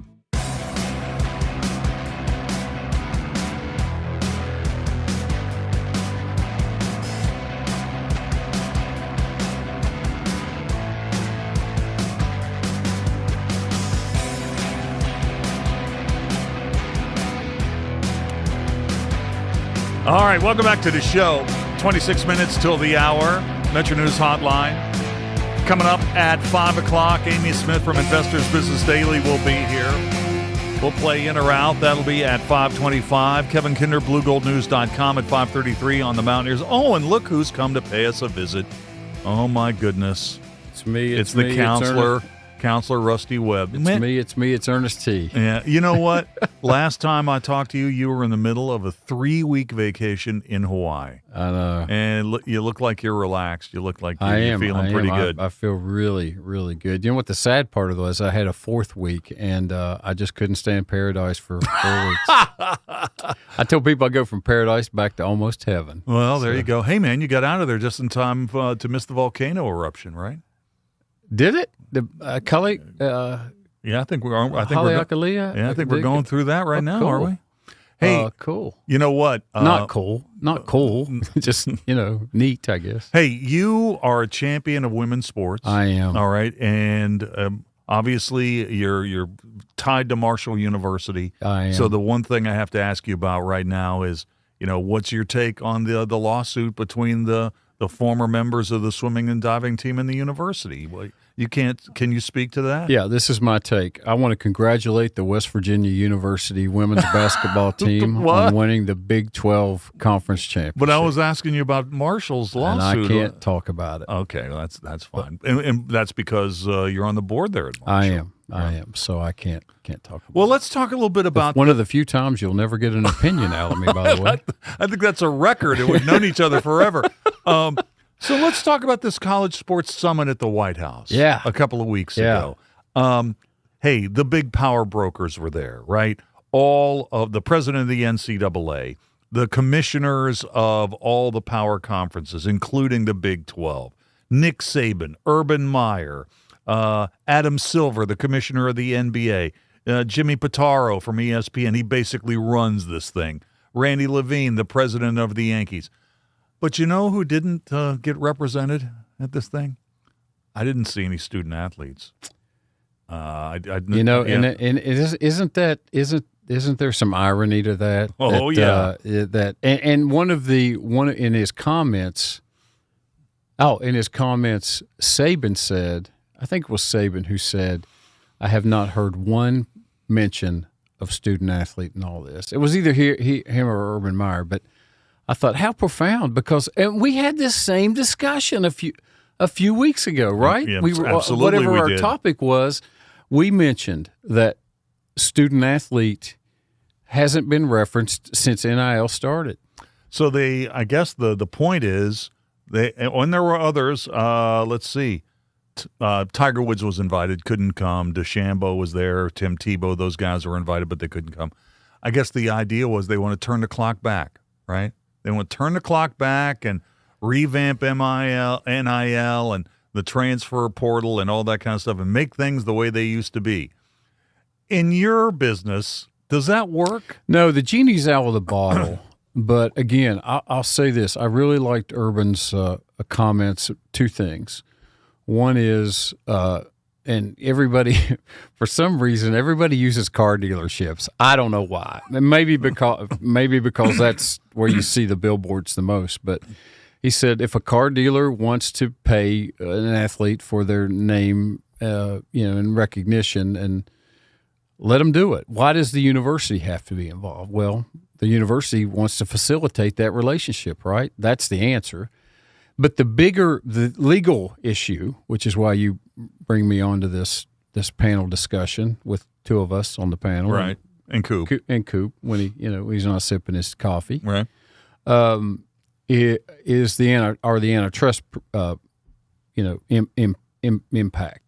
And so what Urban Meyer is basically saying, and I think this is where they really can make some headway on this, is to make college athletics exempt from antitrust laws, just like Major League Baseball, NFL, and all the pro sports, because it is they are pros now, and that dynamic would fit right in if Congress would do that. And that's what we need. So the SCORE Act would give antitrust exemptions to college sports, allow the NCAA a limited shield from lawsuits. Right. Also, it would preempt state laws. Right. So if you had one national standard for NIL, it would replace the patchwork system that we've got right now, which really doesn't sound like that's a bad idea, actually. It's not. It's a great idea. It's the only, in my opinion, it's the only way to save college sports from itself, because we are all getting turned off by this, and you have to have Dave. You have to have a uniform law, and you either pass. We talked about this before. States actually pass uniform laws, where West Virginia has the same or almost 99% the same law as Kentucky, Ohio. Custody, interstate custody, okay? So short of that, bring in Congress. I know you're talking about a circus that has 535 people in it. I get that, but that's what's got to be done. It's got to be done. One of the other things that they discussed here was media rights pooling. Okay, Yep. So in this situation, it would be an upgrading of the Sports Broadcasting Act of 1961, where, for example, we sit here and we talk about, wow, the SEC's contract is so massive, and here's another another conference's TV deal that's not so great. They would pool that. Yeah, they would pool that. They say it could generate up to like $7 billion. Yeah, and salary caps. I mean, that's the big thing. Like, the House settlement and the NCAA or the NIL world, they have a $20 million cap. Nobody. We talked about 22. that too. Who's going to follow it? Who's going to enforce it? There's no cap. There's no cap. Yeah, and they didn't really talk too much. Well, the salary cap. Oh, that's fine. How about like a salary cap for coaches? Yeah. Why don't we talk about that a little bit? Oh, that's going to cool things down a little bit. Somehow I didn't really see Saban talking about that, okay? And do you know, and the other, well, and this whole business. I don't have a headset on. What did he say? Well, Saban's retired now, and that's probably one of the reasons why. I saw something earlier this week that since the year 2000, schools have paid out in buyouts of deals over $1 billion. I know. $1 billion. Now, that was just a Lane Kiffin. That's right. That's exactly right. I tell people all the time, I'd love to be an elite coach and just fire me. Just after I get my contract, fire me. Fire me. But, just on the surface, the idea that these guys got in a room and decided we're gonna tweak the system, somehow, some way, it doesn't seem like the coaches are going to be hurt by this. Right. The gang that's going to be hurt will be the athletes that are getting paid for the first time. Yeah. I mean, I'm not saying they want to go back to a total free labor situation like we used to have, I mean, we've got to find Rusty, it wasn't that long ago that literally if a guy wanted to transfer to another school, there would be people who would say, hey, you know what? He should pay for all those meals that he got. And he should pay for the opportunities that he had to work out with our coaches and work out in the weight room and all that kind of stuff. Look how far we've come from that. It hasn't been 5 years ago, and we would talk about he should pay for those books he got. Well, it hasn't been 5 years ago since we talked about. Well, he went to Europe and won $100 in a tournament. Is he professional now? Is he eligible for college? Honey, now? Rusty, Jim Trussell got fired over tattoos. Okay, so. Wait, did you just call Rusty Honey? No. Huck at Marshall University got fired for necklaces. Okay, right, you want to go in the Wayback Machine? That's right. Yeah. Oh my goodness.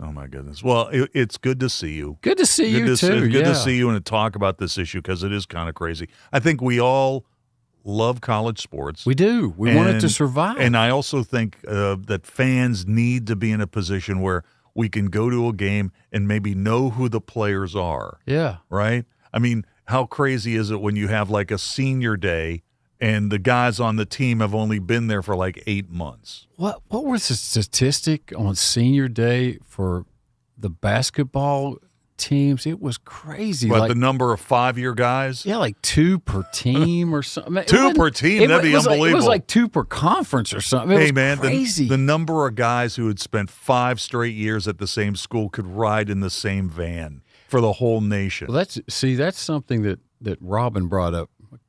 That's your wife. That's my wife, Robin. She brought this up last year. She said, the teams that are going to go far in the NCAA are these smaller teams that stay together and have this chemistry. And she wasn't far off. This pay to play, mercenary idea of Kentucky, whoever. Those teams are doing well, the ones that stay together. Yeah, but here's the thing. People say they love underdogs, but they don't watch them. They don't watch them. They don't watch them. God, I do. Don't you, Coop? Don't you? Of course. I love the Hey, underdog. man, I'm going to watch no matter what. I know you are. But the bottom line is it's the brand names that get talked about the most. Those are the ones that generate the ratings. Yeah, you're going to watch no matter what.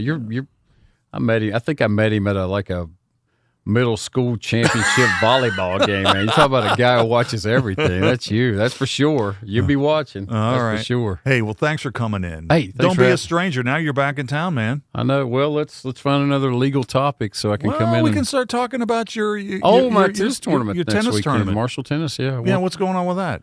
It's a 37th annual Marshall Tennis Tournament. We've moved it to Charleston Tennis Club. And it'll be, Friday through Sunday. But what's really neat is Friday night, Brad and Elise Smith are coming down with Chris Grassi to a reception. We're asking for a $25 donation. The Bourbon Street Bistro is going to cater, and it'll be an evening with Brad and Elise and Chris, and you can watch tennis, and all the money goes to women's tennis. Hey, I'm hearing a lot of good things. I haven't been down there yet, but because it's tough to get in there, but I'm hearing a lot of good things about that Bourbon Street Bistro. It is. Oh, come over anytime. It's the best. Somebody texted me today, said, what did you say the best food was? And I said, everything is the best. I mean, it is authentic. All right. Well, if I went in there tonight, what should I get? I'd get the red fish and rice for dinner. That sounds good. Sounds good. Yeah. Rusty, thanks for coming in. See you, brother. The counselor, Rusty Webb. Let's take a break, and we'll get into the On the State File next.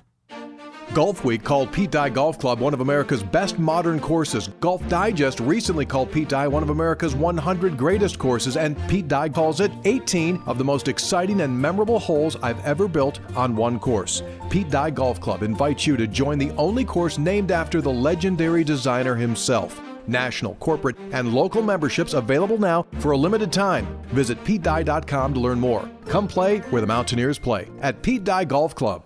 Metro News Hotline, presented by Salango Law, will return right after these messages. When I was heavy, being on my feet all day seemed like torture. Makes you feel defeated. I'm just going to be like this for the rest of my life. But then I thought, I'm done acting like that. I'm not going to be like that anymore. Bariatric surgery at WVU Medicine helped me lose 265 pounds. It's always been my goal to have my own place. I want everyone to feel welcome here. I would never have been able to do all these things before without WVU Medicine. Sunshine, open roads, and a new Toyota from Dan Cava Toyota World. Lease an all-new Camry for as low as $398 a month. All new Tundras now up to $8,000 off. All new Tacomas now up to $4,500 off, or lease as low as $399 a month. $7,500 off the new BZ or 0% financing for 72 months. We've got a Toyota for you at Dan Cava Toyota World in Fairmont. Shop the world. Hardwood Heat meets the Mountain State in Charleston. The 2026 West Virginia Girls High School Basketball State Championships, presented by Chick-fil-A. Saturday, March 14th. Every possession, every roar of the crowd, every championship moment live on Metro News Television, powered by GoMart. Watch on mobile, Roku, Apple TV, Fire TV, LG TV, and select Samsung Smart TVs. Details at WVMetroNewsTV.com to get in the action. Leading the efforts to build a stronger West Virginia, the High Technology Foundation has a proven plan to strengthen and diversify our state's economy. The I-79 Technology Park's high-capacity infrastructure continues to attract advanced federal operations that are driving economic growth. This keeps our young, educated residents in the state and brings West Virginians home. The High Technology Foundation, building a stronger West Virginia. Learn more today at WVHTF.org.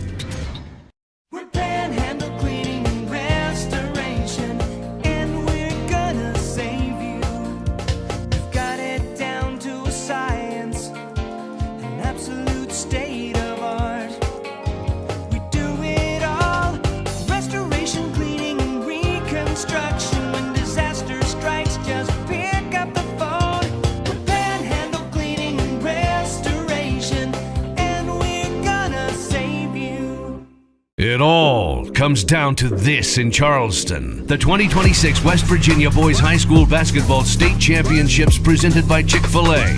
Saturday, March 21st. Every possession, every roar of the crowd, every championship moment live on Metro News Television, powered by GoMart. Watch on mobile, Roku, Apple TV, Fire TV, LG TV, and select Samsung Smart TVs. Details at WVMetroNewsTV.com to get in the action. You own a boat because you love spending time on the water. Choose the outboard that allows you to make the most of it. Honda Marine's legendary reliability, ease of maintenance, and powerful performance keep you going strong. And they're all backed by the peace of mind protection of the industry's best limited warranty. Visit your Honda Marine dealer today and find out why it's more than an engine. It's your time on the water.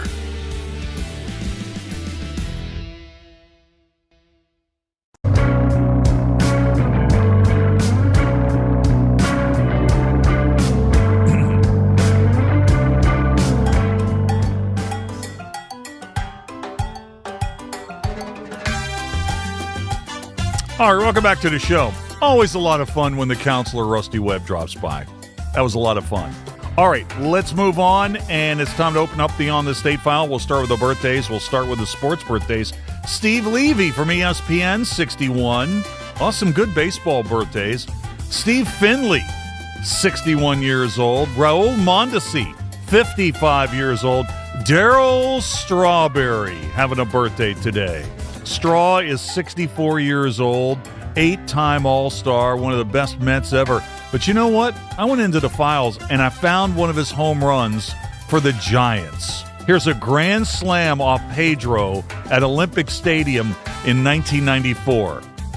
He has singled in a run and lined out, actually a soft liner to center field. Right field. That's hit well.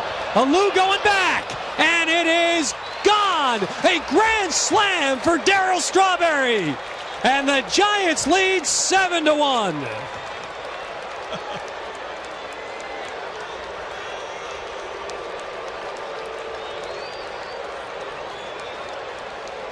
He's officially a Giant. A grand slam by Strawberry. All right, so Darryl Strawberry played 17 years in a show, 335 career home runs, 252 with the Mets, 4 with the Giants, and that was one of them, a grand slam off Pedro Martinez. Speaking of baseball and birthdays, how about Dale Murphy? Dale Murphy is 70 years old today. Let's go back to August 21st, 1987. Had the 34th homer of the year, number 300 on his career for Murphy. 3-2 Atlanta, 2 men out in the 6th. High and deep to right field. This could be number 300, and it is for Dale Murphy.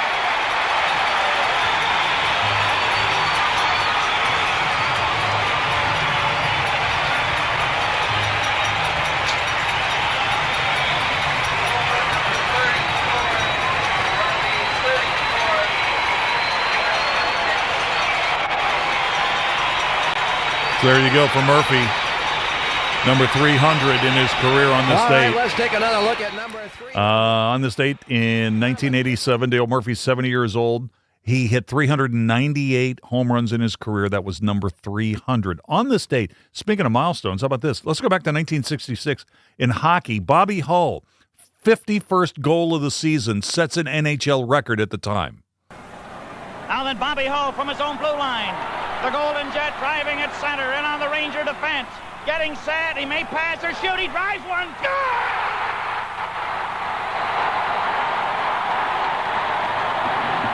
And the crowd goes wild here in Chicago. Bobby Hull has broken the all-time scoring record of 51 goals in a single season. And the crowd are going crazy. The ice is being completely littered with hats and popcorn and papers and rubbers and shoes. A blistering drive by number 9, Bobby Hull, who now is being congratulated by all his teammates on the far side. Is that a great call? If you saw that one, you saw hockey history in the making. There you go. Bobby Hull, 51st career, 51st goal of the season in 1966. And in 1951, baseball commissioner Happy Chandler loses his fight to stay in office. They changed the rule after Judge Landis was the commissioner. They changed the rule to require 75% of the votes in order to get a new contract. Mr. Mayor, I never have liked that because in my principal business, running for governor of Kentucky and United States Senator, if I got the most, I got elected. And I was like General Nathan Bedford Forrest of Confederate fame. If you get there fastest with the mostest, you're entitled to win. My grandfather, of course, was a second sergeant in Morgan's cavalry. He was shot at Shiloh in the heel. And I said, Grandpa, you must have been running. He said, son, everybody was running. That's fantastic. James Taylor is our musical birthday to the break today. He is 78. The 5 things to know at 5 o'clock in sports are coming up next. About the wild wind, but I can tell you that it's bound to be, because I could feel it, child, yeah, on a country road. This is Hotline, presented by Salango Law on Metro News, the voice of West Virginia.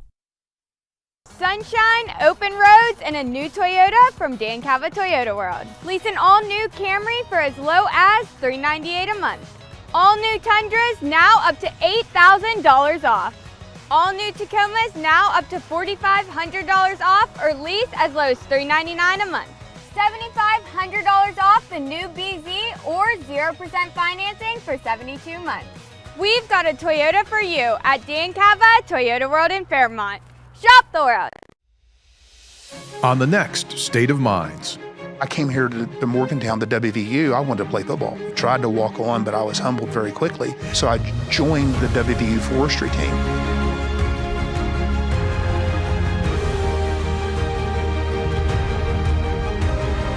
What my father taught me was the importance of hard work and the importance of sweat equity. Leading the efforts to build a stronger West Virginia, the High Technology Foundation has a proven plan to strengthen and diversify our state's economy. The I-79 Technology Park's high-capacity infrastructure continues to attract advanced federal operations that are driving economic growth. This keeps our young, educated residents in the state and brings West Virginians home. The High Technology Foundation, building a stronger West Virginia. Learn more today at WVHTF.org. You own a boat because you love spending time on the water. Choose the outboard that allows you to make the most of it. Honda Marine's legendary reliability, ease of maintenance, and powerful performance keep you going strong. And they're all backed by the peace of mind protection of the industry's best limited warranty. Visit your Honda Marine dealer today and find out why it's more than an engine. It's your time on the water.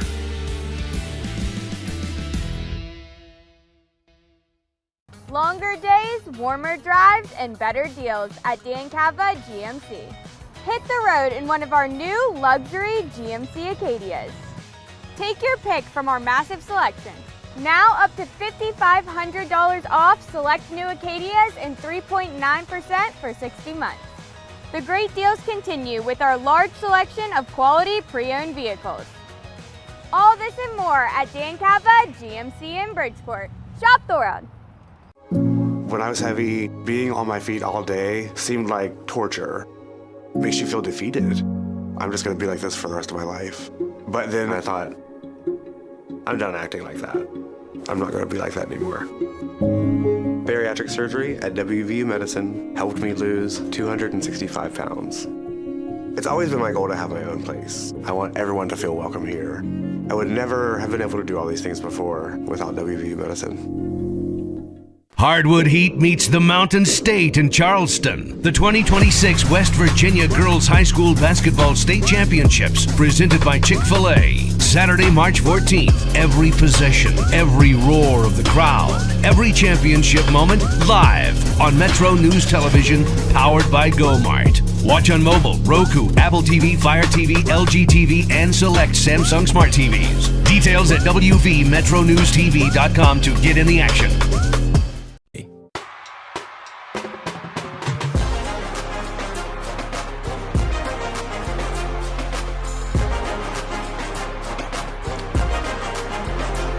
Sports headlines at 5 o'clock. Winners today at the girls' tournament in Charleston, Morgantown, St. Mary's, and Parkersburg. College basketball tournament action. Kentucky in the SEC beats Missouri 78-71. Ohio State over Iowa in the Big Ten 72-69. This is Metro News, the voice of West Virginia.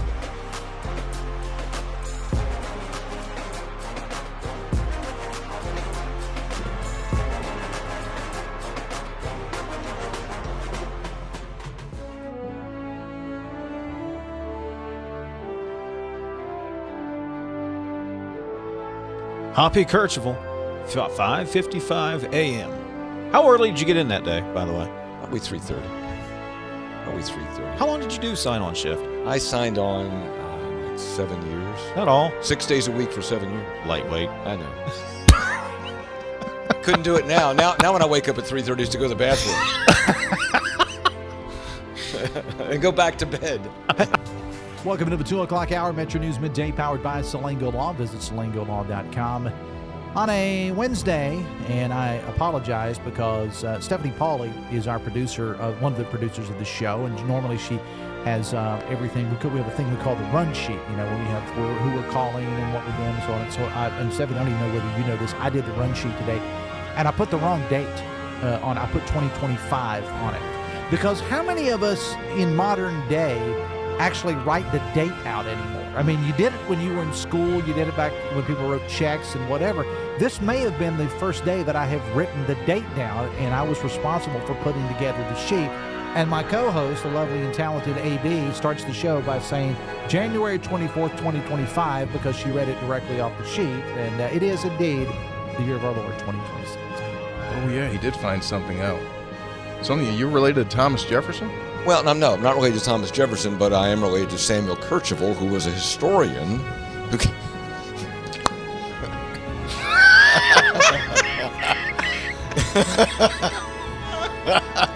I'm going to tell you something about Samuel Kercheval.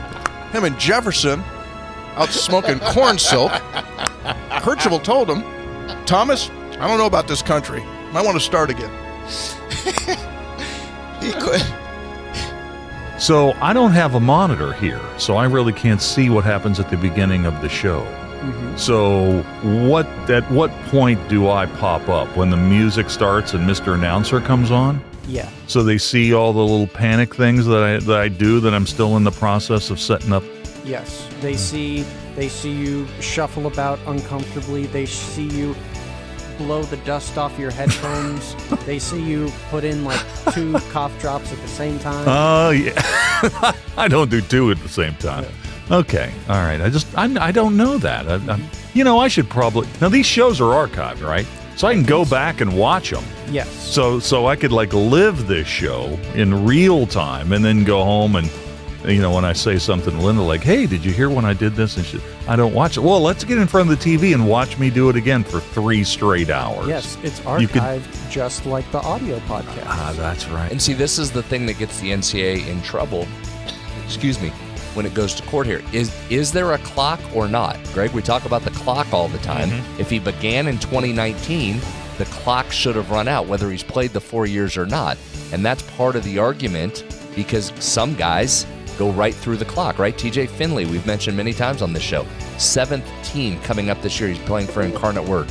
He's played 7 seasons at 7 different schools. Now, why hasn't his clock started? Why doesn't he have the 5-year clock? So if you're Aguilar, I get it. He just bouncing him off the ropes. Somebody save this man. Oh, my Lord. Oh.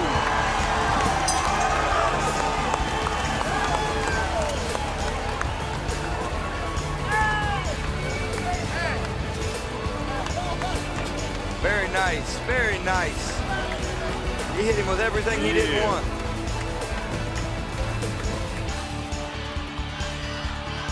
10 seconds remaining. Going to be a direct snap here. Snap back. It's Tyler. Tyler fakes the run. He throws. He's got an open man. Pass top 10. 5. End zone. It's a touchdown. Pulled in by Nestor.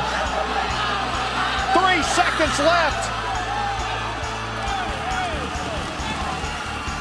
Are you kidding me with the play call right there by Kevin Whiteman?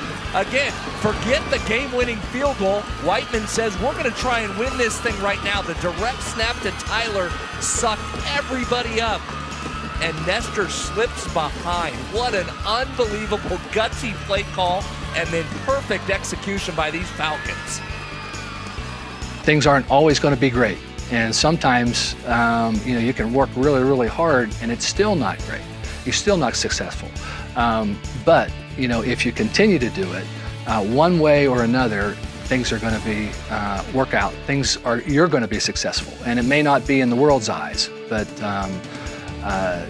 God's made us this way. He's blessed us with so many things. And I think that's one of our attributes that we need to have is we're going to continue to work. We're going to continue to work hard. And if it doesn't work out exactly how we want, just keep plugging away because God's got better plans.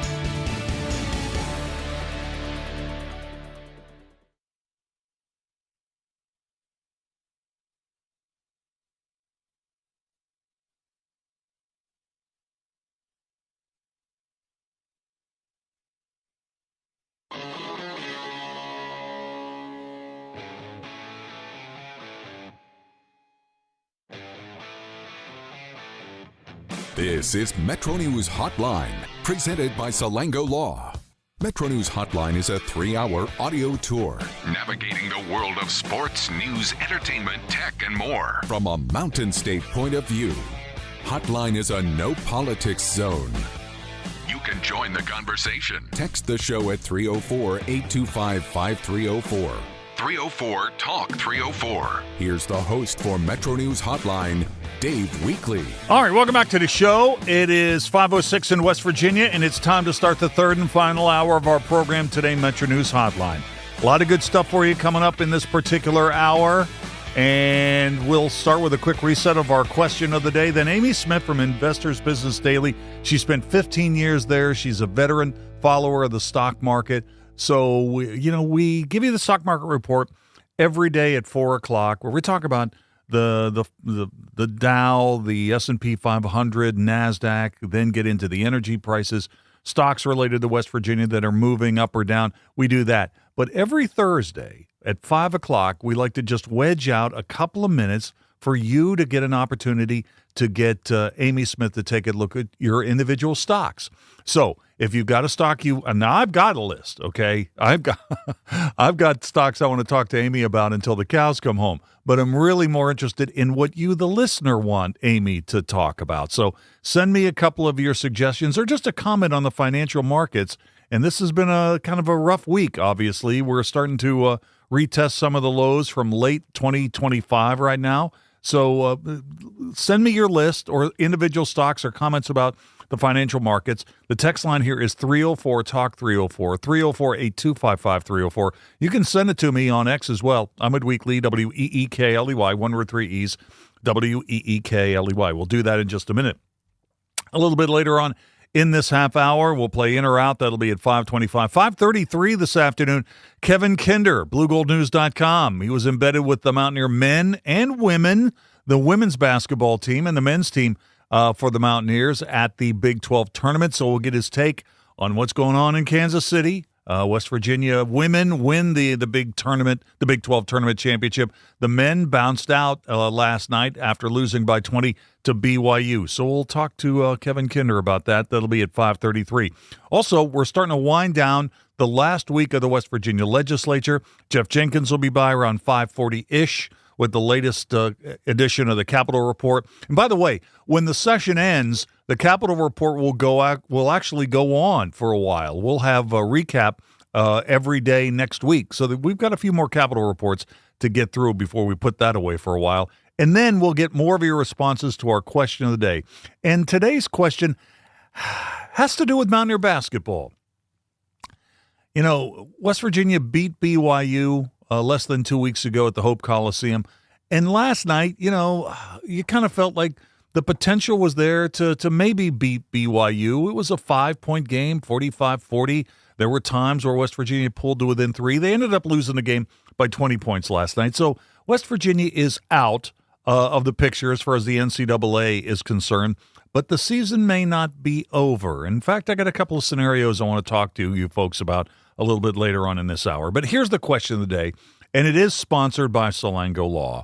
Now that the WVU basketball team is out of the Big 12 tournament, how would you describe the season?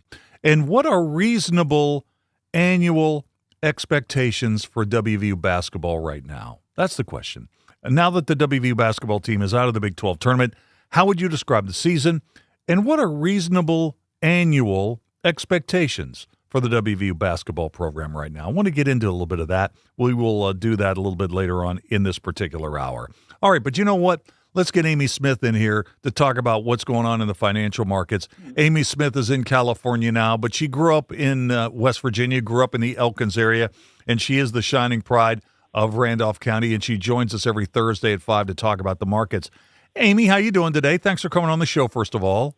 Hey, Dave. Well, it's always good to talk to you. It's always nice to talk to my West Virginia friends. Yeah, I wish I had a better market to bring to you, Dave. I'm sorry. Hey, well, you know what? The Dow was down over 700 points today. S&P was down 1.5%. NASDAQ lost over 400 points today. It's really all about oil at the moment, right? Isn't that what we're really focused on?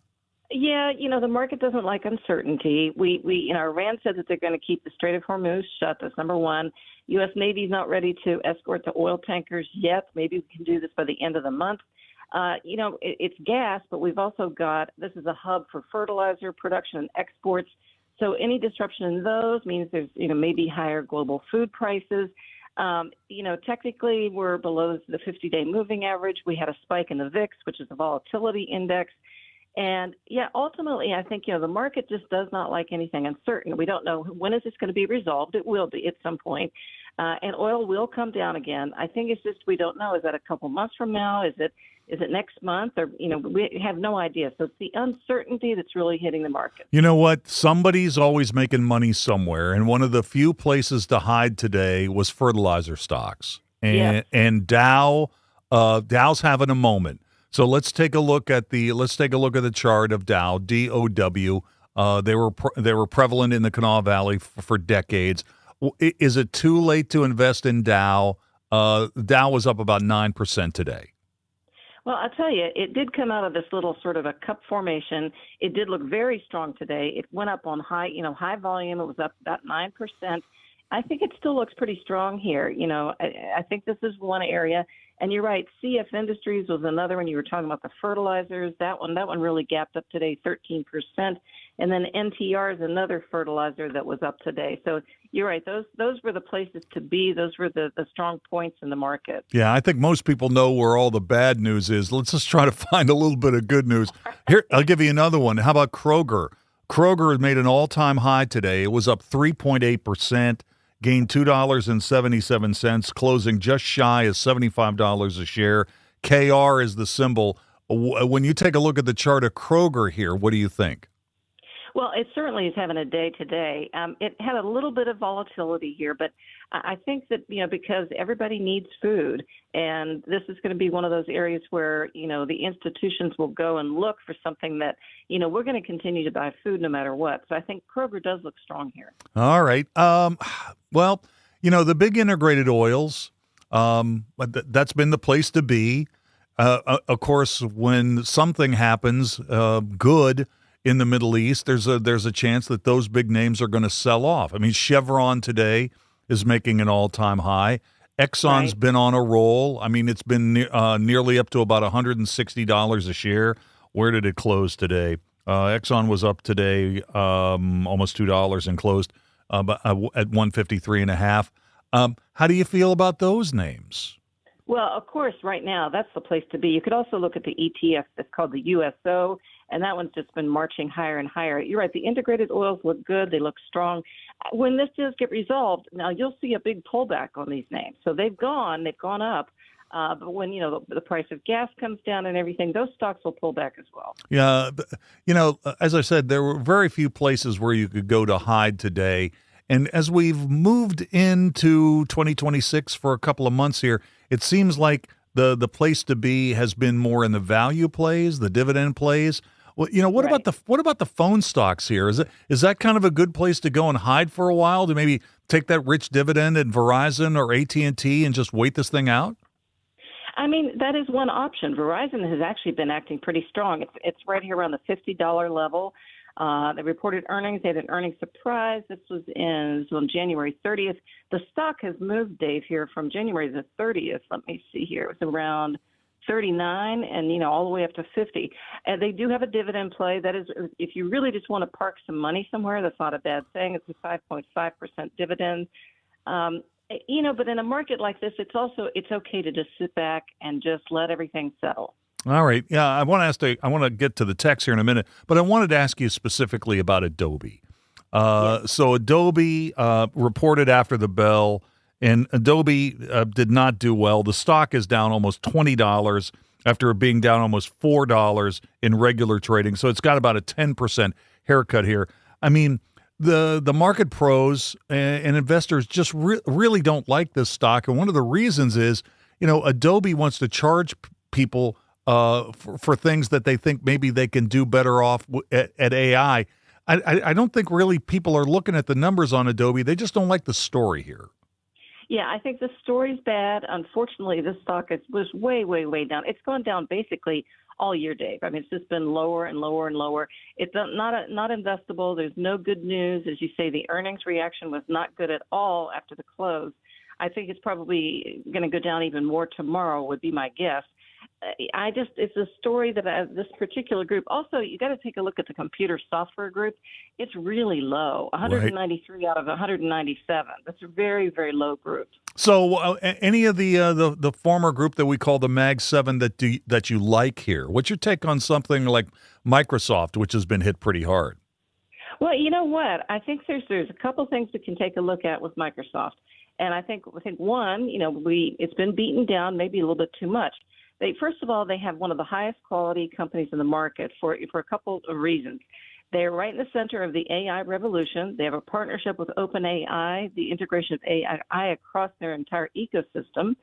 Secondly, their Azure cloud continues to perform at a very powerful pace. They have sticky revenue coming in there. I think that's good. And number three, Microsoft has great free cash flow. So they've got a really strong balance sheet. They don't have a lot of debt. I think for all those reasons, it's on sale right now. I do think it's pretty much of a bargain. All right, let's talk. I've got about 90 seconds here, but I didn't want to ask you about Palantir. So Palantir is kind of an interesting name. I mean, it's been on fire for the last couple of years. Now it's pulled back a little. Where did it finish today? Just north of $153 a share. I was watching Alex Karp on TV this morning. He's involved with the government. He's involved with a lot of tech issues. What do you think about Palantir here? Is it basing at 150 plus?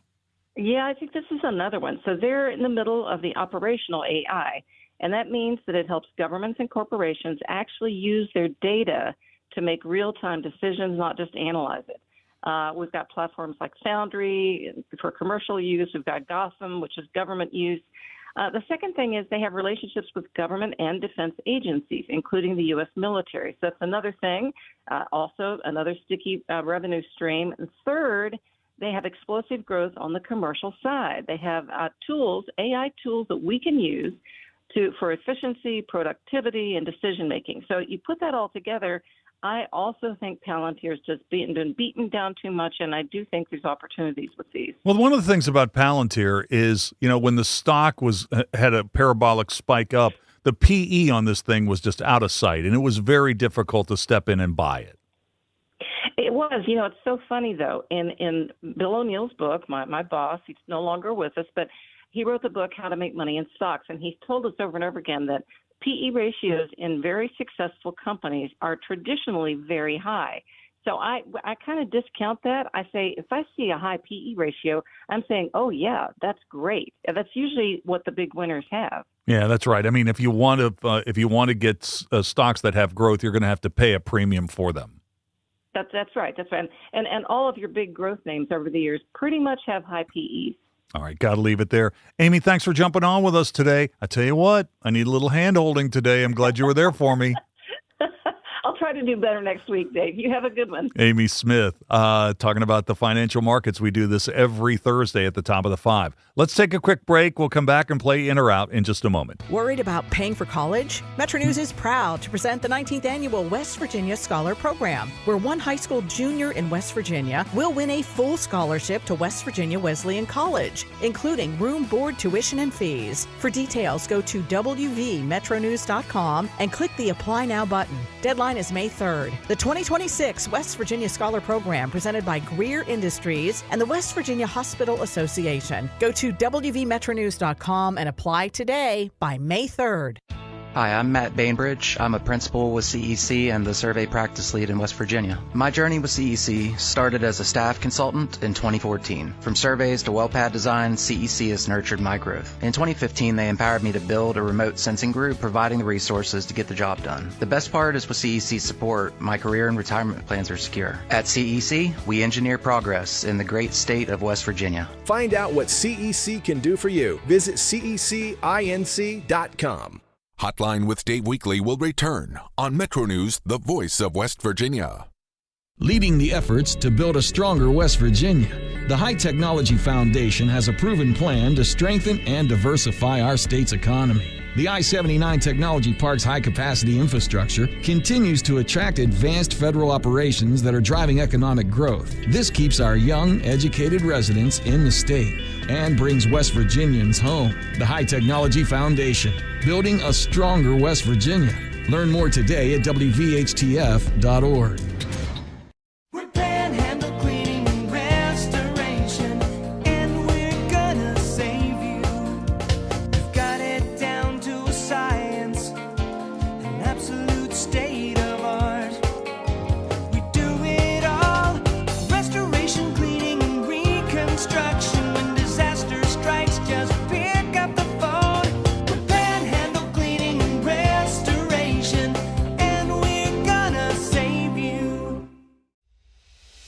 On the next State of Minds. I came here to Morgantown, the WVU. I wanted to play football. Tried to walk on, but I was humbled very quickly. So I joined the WVU forestry team.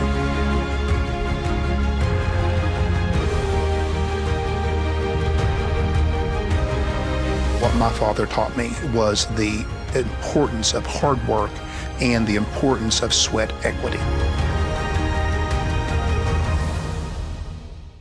Sunshine, open roads, and a new Toyota from Dan Cava Toyota World. Lease an all-new Camry for as low as $398 a month. All new Tundras now up to $8,000 off. All new Tacomas now up to $4,500 off or lease as low as $399 a month. $7,500 off the new BZ or 0% financing for 72 months. We've got a Toyota for you at Dan Cava Toyota World in Fairmont. Shop the world. You own a boat because you love spending time on the water. Choose the outboard that allows you to make the most of it. Honda Marine's legendary reliability, ease of maintenance, and powerful performance keep you going strong. And they're all backed by the peace of mind protection of the industry's best limited warranty. Visit your Honda Marine dealer today and find out why it's more than an engine. It's your time on the water.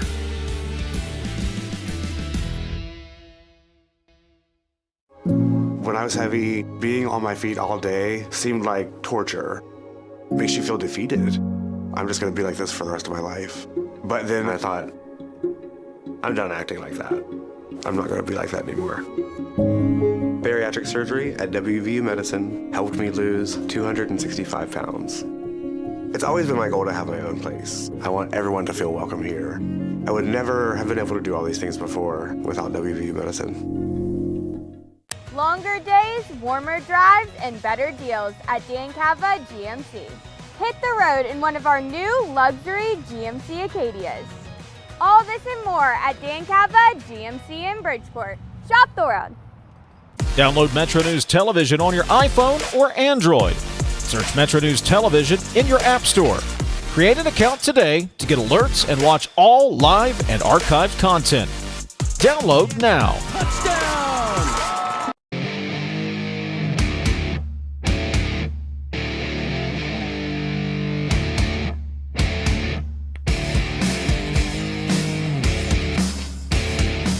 All right, welcome back to the show. It is 24 minutes past the hour, and it is time once again to play In or Out. Every day at this time, we focus on the stuff you talk about at the office. We call it In or Out. The setup is simple, 3 categories, food or beverage, gut reaction. Finally, this one's about a celebrity. The topics of which change daily. Let's get started with food or beverage. Cooper, you ready to go? Yeah, man, I'm ready. Because today is a very significant anniversary. It was on this date in 1893 that Christian Kent Nelson was born. He was the inventor of the Eskimo pie in Iowa in 1919. The original name for the Eskimo pie was the ice cream bar. Supposedly, it was inspired by a boy having to make a difficult decision, the choice between ice cream and candy and only having money enough for one. Ooh. So that's where they came up with the idea. The Eskimo pie is now known as Eddie's Pie since 2020. Eskimo pie, Eddie's Pie, in or out? This is one of those things I remember getting all the way back to when I was a kid at old Hensley's General Store in St. Albans, where my bus stop was, and I would have a few a few coins in my pocket and stop there and get candy or ice cream or whatever after, and that was always one of the things I got. I haven't had one of those things forever, but man, I'm in on them, of course. They're classic, delicious. Matt Guitar Murphy is here also. Matt, this is pretty interesting. They had a problem in the early days of trying to find a way to get the chocolate to stay on the ice cream. Oh. So Russell Stover developed the special type of chocolate that will stay on the ice cream. And they say, as they say, the rest is history. The Eskimo pie, in or out. This is different from the moon pie. This is ice cream, right? Yes, and it's on a stick. You know, how do you go wrong with this? It's don't know. chocolate and ice cream on a stick. I'm in on that. But by early 1922, they were selling them at the rate of 1 million bars a day. Jeez. Okay, and that was in 1922. So I'm going to be in on the Eskimo pie, or Eddie's pie as it's known today. Gut reaction is next. Coop, 20 camels were disqualified from Oman's 2026 Camel Beauty Show Festival because veterinary inspectors discovered extensive cosmetic enhancements. Cosmetic enhancements on camels, lip enhancement, fillers around the noses, Botox for facial softening, silicone wax to inflate the humps. All right. Cosmetic surgery for camels. In or out? As you started the beginning of the setup, in my mind, I literally said to myself, certainly this isn't going to go to some sort of cosmetic surgery. And it did. And it did. And it did. Man, I have comments that would be really funny, but I'll just keep them to myself and say that I am out on cosmetically doing whatever to your camel. And I really have to wonder, why are you cosmetically messing with your camel anyway? Why is it that you need your camel to be more attractive?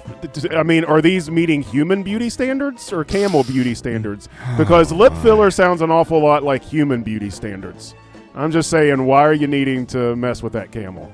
By the way, these pageants have big money. Big money. Well, of course they do, because let's look big at money. There's probably some sports washing aspect to it. Oh, you're right about that. It makes you think about Joe Camel in a whole new light, doesn't it? Now give me a camel smoking a cigarette and we can have a talk. You know, here was this started out preposterous, and I thought, there's no way I know it's going to get crazier, and then you got crazier. It did. Botox for your humps. Sounds like a song. Oh, jeez. I got to be way out on this. Yeah, I'm gonna be out on this as well. All right, finally, this one's about a celebrity. Billie Eilish is going to be making her feature film acting debut in the adaptation of the 1963 novel The Bell Jar. Now, she's done very little acting in the past. Now, she did host SNL, and she did have a small role in the Prime Video's movie Swarm. Billie Eilish, Coop, in or out? I don't know that much about her, and frankly, I have zero issue with her at all, but man, I cannot get into her music. Like, I've tried. Production quality's fine. It's just not necessarily for me. But I kind of like her, though. She's feisty. She doesn't really take a lot of junk from anybody. She's outspoken. Whether you like it or not, I like the fact that she's just not a wilting flower doing whatever. She's doing some good things. This is an interesting project, too. Sylvia Plath, Bell Jar means a lot to a lot of people, some young ladies as well. I think this could really resonate. I'll be in. All right, Matt, quickly, what are your thoughts here? Billie Eilish, in or out? She's a cool chick. I really don't like her music. Right. It's so whiny, and for that, I got to be slightly out. All right. I'll be slightly in. Guys, thank you. We'll take a break. Kevin Kinder's next. This is Metro News, the voice of West Virginia.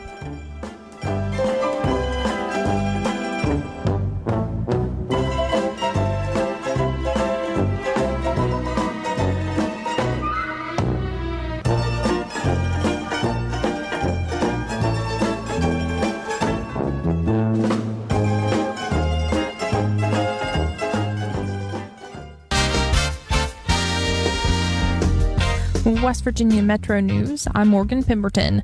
Legislation was passed today in the House of Delegates that would partially roll back policies that were passed a decade ago after contamination of the drinking water supply in the Kanawha Valley.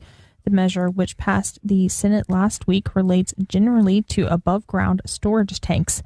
McDowell County Delegate David Green says this is just brine tanks and will help businesses. We are very concerned about our drinking water, but at the same time, if we do not help our industries and our industries go away, we're also in big trouble. Jackson County Delegate Joe Parsons says this is a very limited change.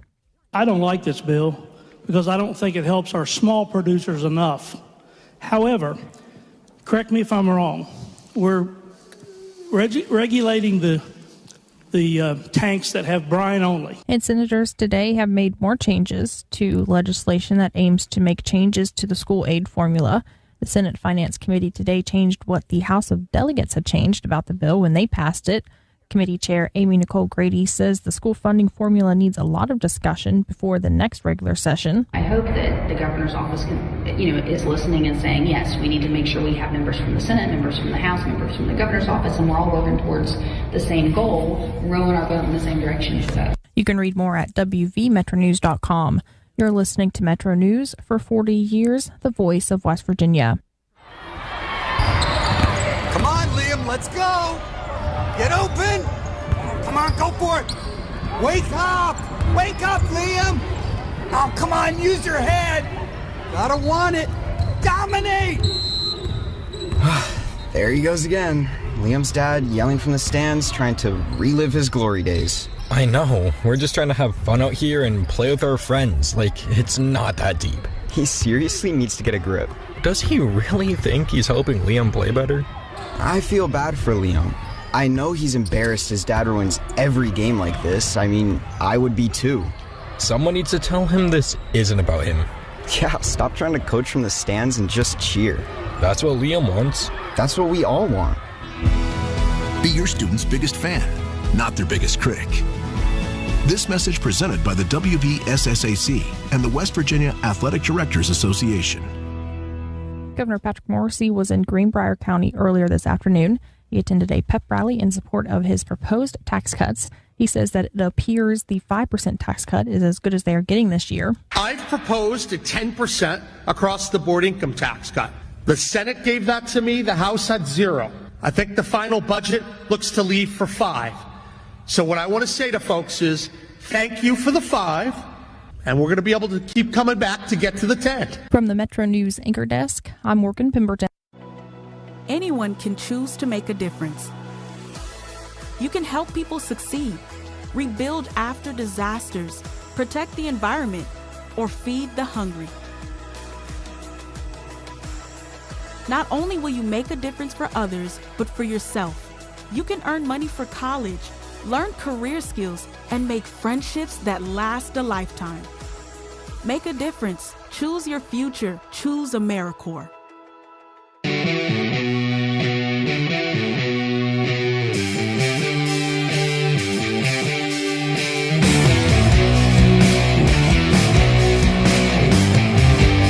All right, welcome back.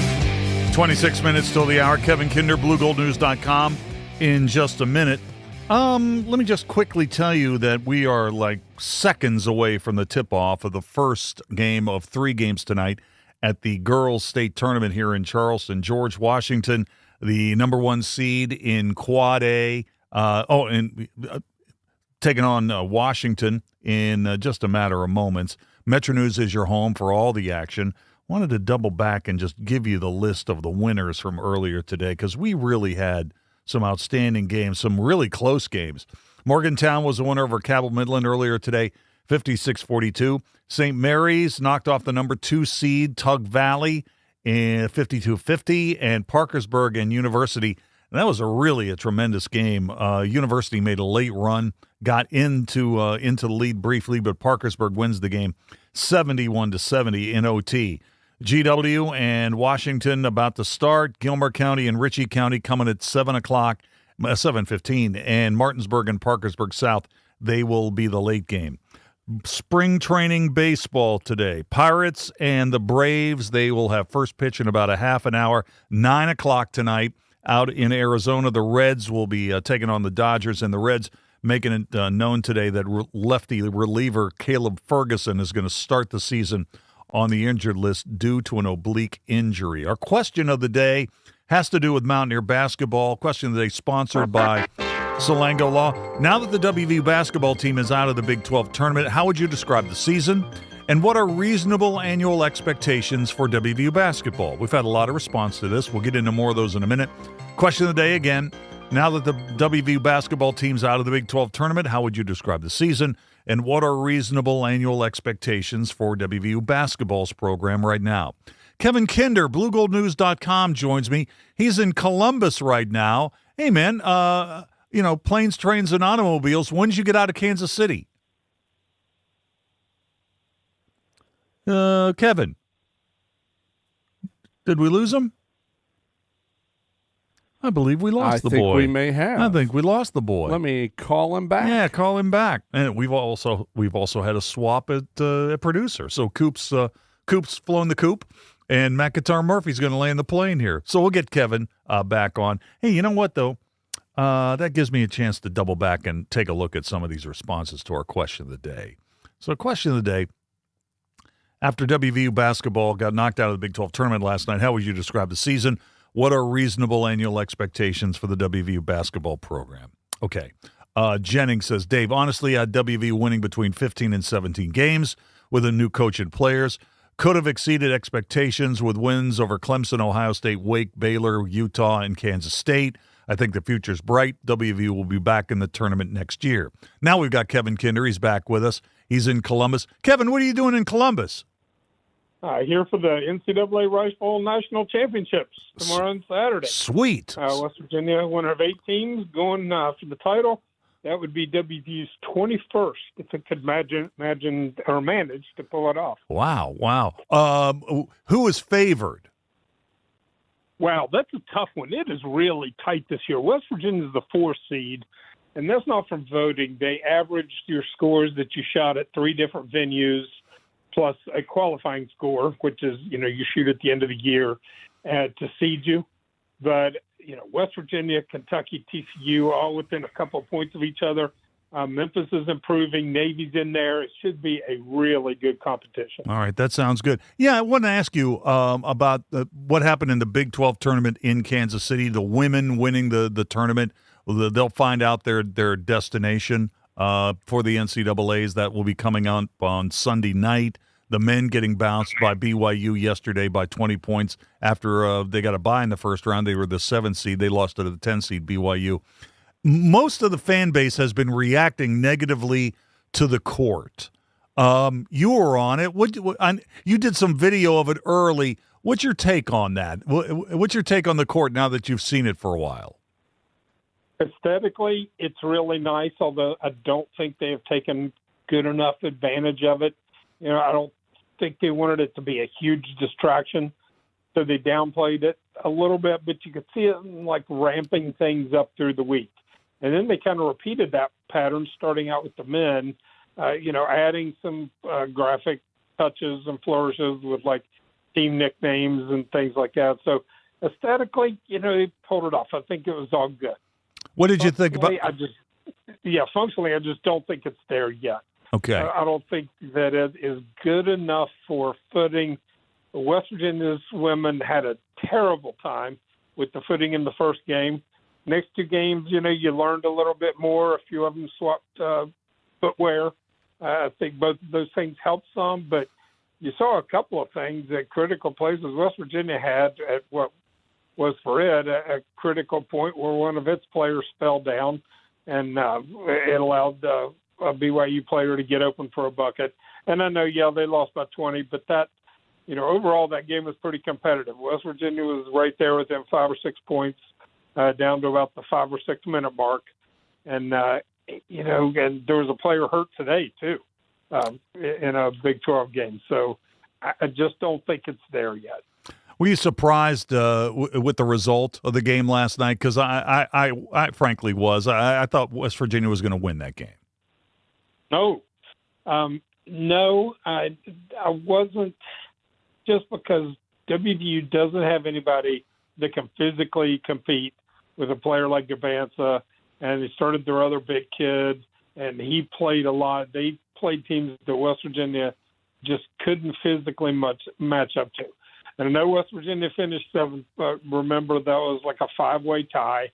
and West Virginia won the tiebreaker there, so it finished at the top of all of those teams that finished 9-9 in the league. I think that was one of West Virginia's best games that it played this year when it beat BYU at home. BYU did not play well at all, didn't get the ball to Debanza in the first half very much. And, I just think all that came together, and the Cougars, it was their night. Do you think if West Virginia gets an opportunity to play in the Crown Tournament in Las Vegas, they'll take it? Did all kinds of behind the scenes and off the records and all kinds of research on that. So I was out there trying to get that sense. I think if the Crown comes calling, it's difficult for them to turn down, or any Big 12 team from a league perspective, because the Big 12 wants them to play. If there was extenuating circumstances, it would be like if you lost your coach and they're not going to fire Ross Hodge or anything like that. But, say if 2 or 3/4 of the team decides not to stick around, because that tournament isn't until April, until right around the Final Four weekend. Maybe that's one that you do if you just don't have enough players to compete. But for the most part, I think if they get an offer, they will go. But right now, only 2 teams in the Big 12 are guaranteed, and WVU is outside that slotting schedule. They go by the net ratings of the teams that don't get picked for the Big 12 or for the NCAAs. And right now, WVU is not one of those top 2 teams. So, a lot of different factors coming into play as usual. All right, couple things here. Number one, the CBI basically said they're out of business this year, and they made that announcement earlier today. So that league is not that tournament is not available. And the rules are kind of funky on this. I don't think everybody quite knows how this works. Where the Big 12 is one of those leagues that says the top 2 teams in the net that did not get invited to the NCAA tournament are eligible to go. The thing is, if you're in one of those 2 spots, you cannot turn the Crown down and, for example, play in the NIT. So right. I mean, they're expected to go. Right, they're expected to go. Extenuating circumstances, like last year, West Virginia was getting a new coach, or if you just don't have enough players to play or whatever. There are, some instances where you can turn it down, but just out of hand saying, no, we don't want to play in it, that would be really frowned upon by the Big 12, because they've got a lot of ties with that tournament, with that conference. But you're right, too. If you turn that down, you can't turn it down to go somewhere else. That's right. West Virginia is not going to play in any of the pay-to-play things that are left or that might crop up, might be available. So I really think it's, one of those 2 at this point, and we'll see if an NIT bid would come out, if they would take it. That's the one that I think is really questionable. Yeah, and here's the other thing, too. One of the teams that's ahead of West Virginia in this scenario right now of teams not going to the NCAA tournament is Cincinnati. And what if Cincinnati fires their coach? Or Cincinnati decides they don't want to go, then WVU would be potentially in one of these slots. And I kind of put this out on Twitter last night on X that, what if you got into a situation where suddenly West Virginia could maybe play Indiana in the Crown in Las Vegas? I'd watch that. I think that would be an entertaining matchup. Wouldn't they love to do? Yeah. Oh, sure. Wouldn't they love to do it? Because those organizers, just like the NCAA selection committee, they do those things all the time. I'm totally interested to see whether the NCAA Women's Committee sends Minnesota to Morgantown. Yes, there you go. So you got a potential matchup of its last 2 coaches. So, all of those things are in play. You got to throw them all in the pot, cook your stew, and see what comes out, see what makes the best flavors. All right. Hey, listen, I'll let you go. Have a safe trip back to the WVU when you come back from Columbus. And who knows, maybe West Virginia is going to win another rifle championship by the time you get ready to pack them and head home. Should be a really good competition. Looking forward to it. All right. Kevin Kinder, BlueGoldNews.com in Columbus, Ohio tonight. All right. Jeff Jenkins has got the latest edition of the Capitol Report.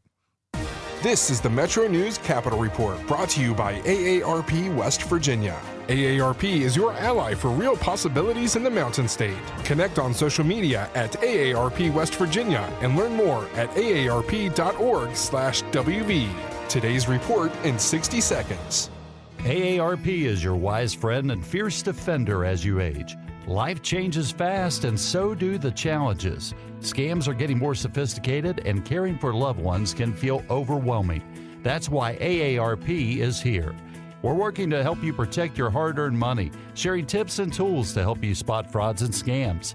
Every day we're supporting family caregivers and fighting for things like expanded, affordable, high-speed internet service and ensuring access to home and community-based services that are so critical to family caregivers.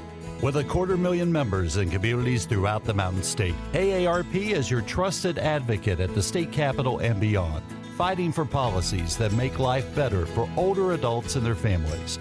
Everyone in the Mountain State needs someone in their corner. That someone is AARP.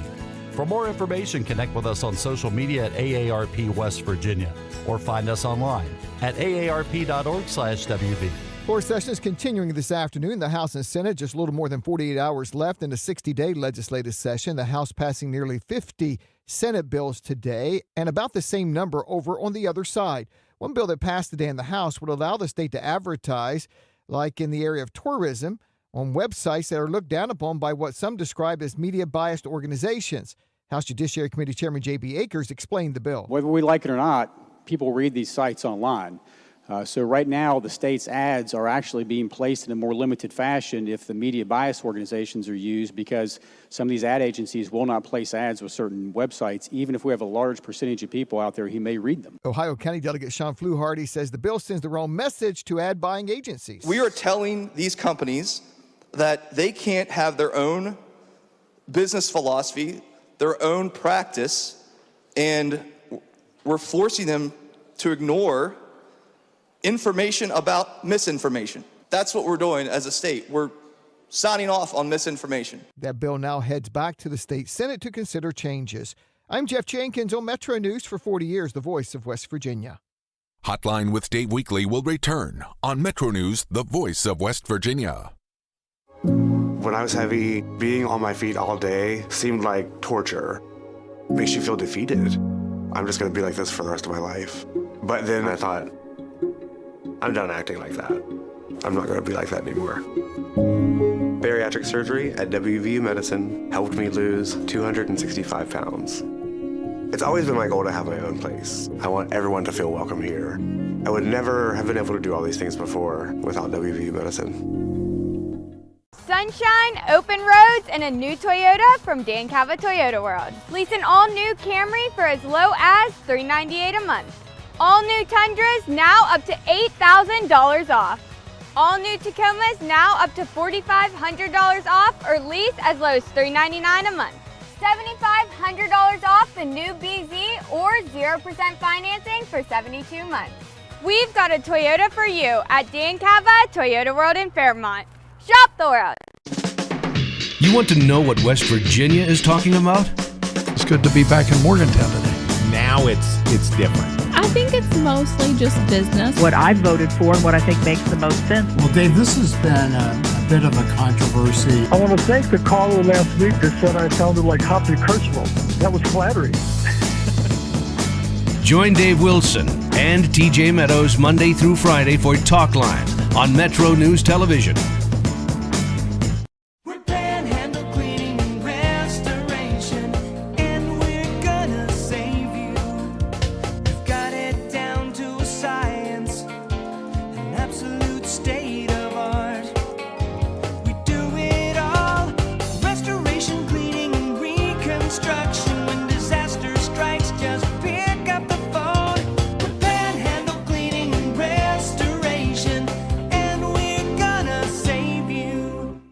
Leading the efforts to build a stronger West Virginia, the High Technology Foundation has a proven plan to strengthen and diversify our state's economy. The I-79 Technology Park's high-capacity infrastructure continues to attract advanced federal operations that are driving economic growth. This keeps our young, educated residents in the state.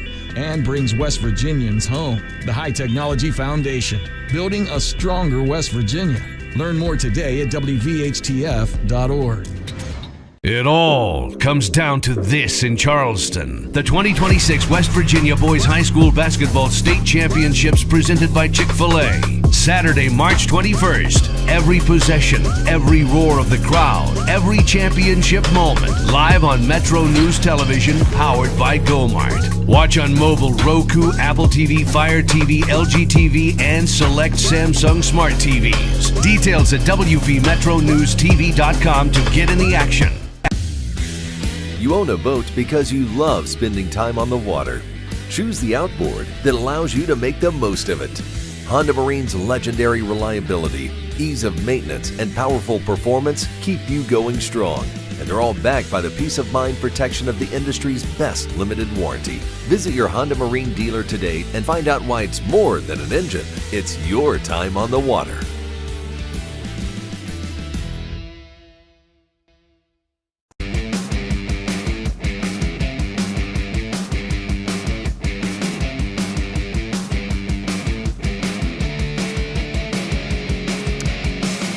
All right, welcome back to the show. Only a couple minutes left.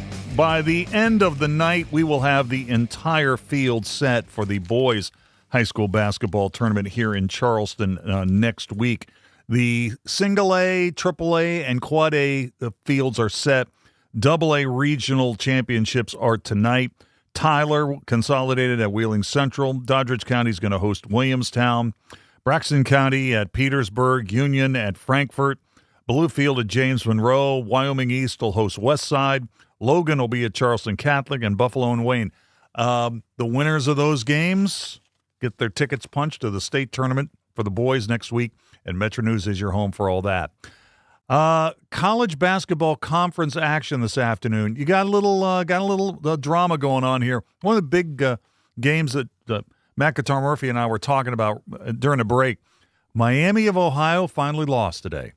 Lost in the quarterfinals to UMass in Cleveland, 87-83. The Ohio Bobcats play in about 35 minutes against Kent State. Toledo edged Bowling Green 77-76. But the national story is, what do you do now with Miami? What do you do? Miami is 31-1. They didn't lose in the semis. They didn't lose in the MAC final. They lost in the quarterfinals to UMass. Do they not get an at-large bid to the NCAA tournament? We'll find out on Selection Sunday. In the Big 12, games earlier today, Iowa State was a winner over Texas Tech 75-53. Arizona, a little problem with UCF. Wildcats win easily 81-59. Coming later tonight, BYU, who eliminated West Virginia last night, will play Houston, and TCU will play Kansas. Kentucky is starting to make some noise in the SEC tournament. You know, they have so many championships in their long history. They've now won games in back-to-back days. Cats beat Missouri earlier today, 78-72, and it was Tennessee over Auburn, 72-62. In the SEC, Ole Miss and Georgia play at 7, 9:30 tonight, Oklahoma and Texas A&M. And what's going on? How are you feeling about Ohio State right now? Ohio State stunned Iowa earlier today, 72-69, so the Buckeyes are moving on. Wisconsin, a winner over Washington in the Big Ten, 85-82. Coming tonight in the Big Ten, Northwestern and Purdue, Rutgers and UCLA. That is the late game tonight. In the Big East tournament, you've got some interesting action there. Seton Hall was a winner over Creighton today, 72-61. St. John's beat Providence 85-72. Later tonight, Xavier and UConn at 7 o'clock. The late game in the Big East is Georgetown and Villanova tonight. We can give you an update on the GW Washington girls game, the game that tipped at 5:30 here in Charleston in a Quad A quarterfinal game. George Washington leads this game with about 5.5 minutes to go before they hit the half, 23-10. So that's the first of 3 games tonight at the state girls tournament. After that game is completed, we will get into Gilmer County and Ritchie County at approximately 7:15. And then the late game tonight, Martinsburg and Parkersburg South. Metro News, of course, is your home for all of the action at the website at WVMetronews.com And go to the website, hit the banner at the top of the page. You'll get the brackets, you'll have live stats, everything you want to know about the girls' tournament. It's at the website, WVMetroNews.com. Let's take a break. We'll come back and wrap it up for the day in just a moment. I'm Scarlett Johansson. My family relied on public assistance to help provide meals for us. These meals fueled my involvement in theater and the arts as a child, which fostered my love for acting. The Feeding America network of food banks helps millions of people put food on the table. You can join the movement to end hunger by donating, volunteering, and advocating. Because when people are fed, futures are nourished. Join the movement to end hunger at feedingamerica.org/act now. Brought to you by Feeding America and the Ad Council. Being blind doesn't always look how others may think. Retinitis pigmentosa aimed to overwhelm my family. It tried to cut me down. I know where to find support and where I can be seen. Innovative research, educational resources, supportive community. The Foundation Fighting Blindness is leading the charge in finding treatments and cures for blinding diseases. Learn more at fightingblindness.org. A public service message from the Foundation Fighting Blindness. Every day, we fight to preserve magnificent places and wildlife, to keep our water and air safe, and to advance clean energy and combat climate change. We're Earth Justice, a national legal nonprofit fighting for your right to a healthy environment. We're Earth Justice, and we're here because the Earth needs a good lawyer. No one fights and wins more cases on the environment than we do. Want to join us in this fight? The time is now. Go to earthjustice.org today. That's earthjustice.org. Need a break from the headlines and mindless drivel? Metro News Hotline brings you that much-needed afternoon distraction, but with substance. My decades in journalism, plus a passion for everything from baseball nostalgia to the latest tech trends, mean insights you won't get anywhere else. Coop brings the pop culture know-how and good-natured ribbing, while your calls take things in surprising directions. Tune in for the lively chats that are refreshingly different. Find us from 3 to 6 weekdays on Metro News, the voice of West Virginia. I was proud to be a soldier. I told the truth and got kicked out. And so I thought to myself, I'm taking this rule down. If you're an LGBTQ+ veteran, your memories are important too. Share your story with the Library of Congress Veterans History Project, where firsthand accounts from U.S. military veterans are preserved and made accessible for researchers and future generations. Visit loc.gov/vets to submit your stories, photographs, and documents today. Veterans, plan ahead to ensure your loved ones are protected at the end of your life. Include a copy of your discharge papers with your will. Apply for VA life insurance. Write your healthcare decisions in a living will. Review survivor's benefits. Explore VA burial options with a pre-need application. Don't wait. Visit va.gov/plan-ahead to learn more. What's on your to-do list? Check your mail? Get groceries? How about getting your annual vaccines? We can help you check that off. You've got this. Yes, you do. Because we've got you. With local vaccine events and access to transportation, protecting yourself and your loved ones is not a chore anymore. You've got this. A message from the Aging and Disability Vaccination Collaborative, powered by U.S. Aging. Funded by the U.S. Administration for Community Living through a grant to U.S. Aging. Learn more at yougotthis.usaging.org.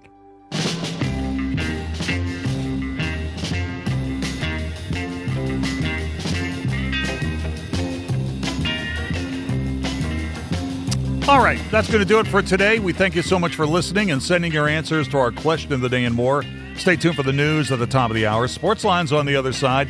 My name's Dave Weekley. I'll talk to you tomorrow beginning at 3:06 right here on Metro News, the voice of West Virginia. Hotline on the Metro News Network is presented by Salango Law, salangolaw.com. Hear Hotline weekdays from 3 until 6 on this Metro News station or WVMetronews.com.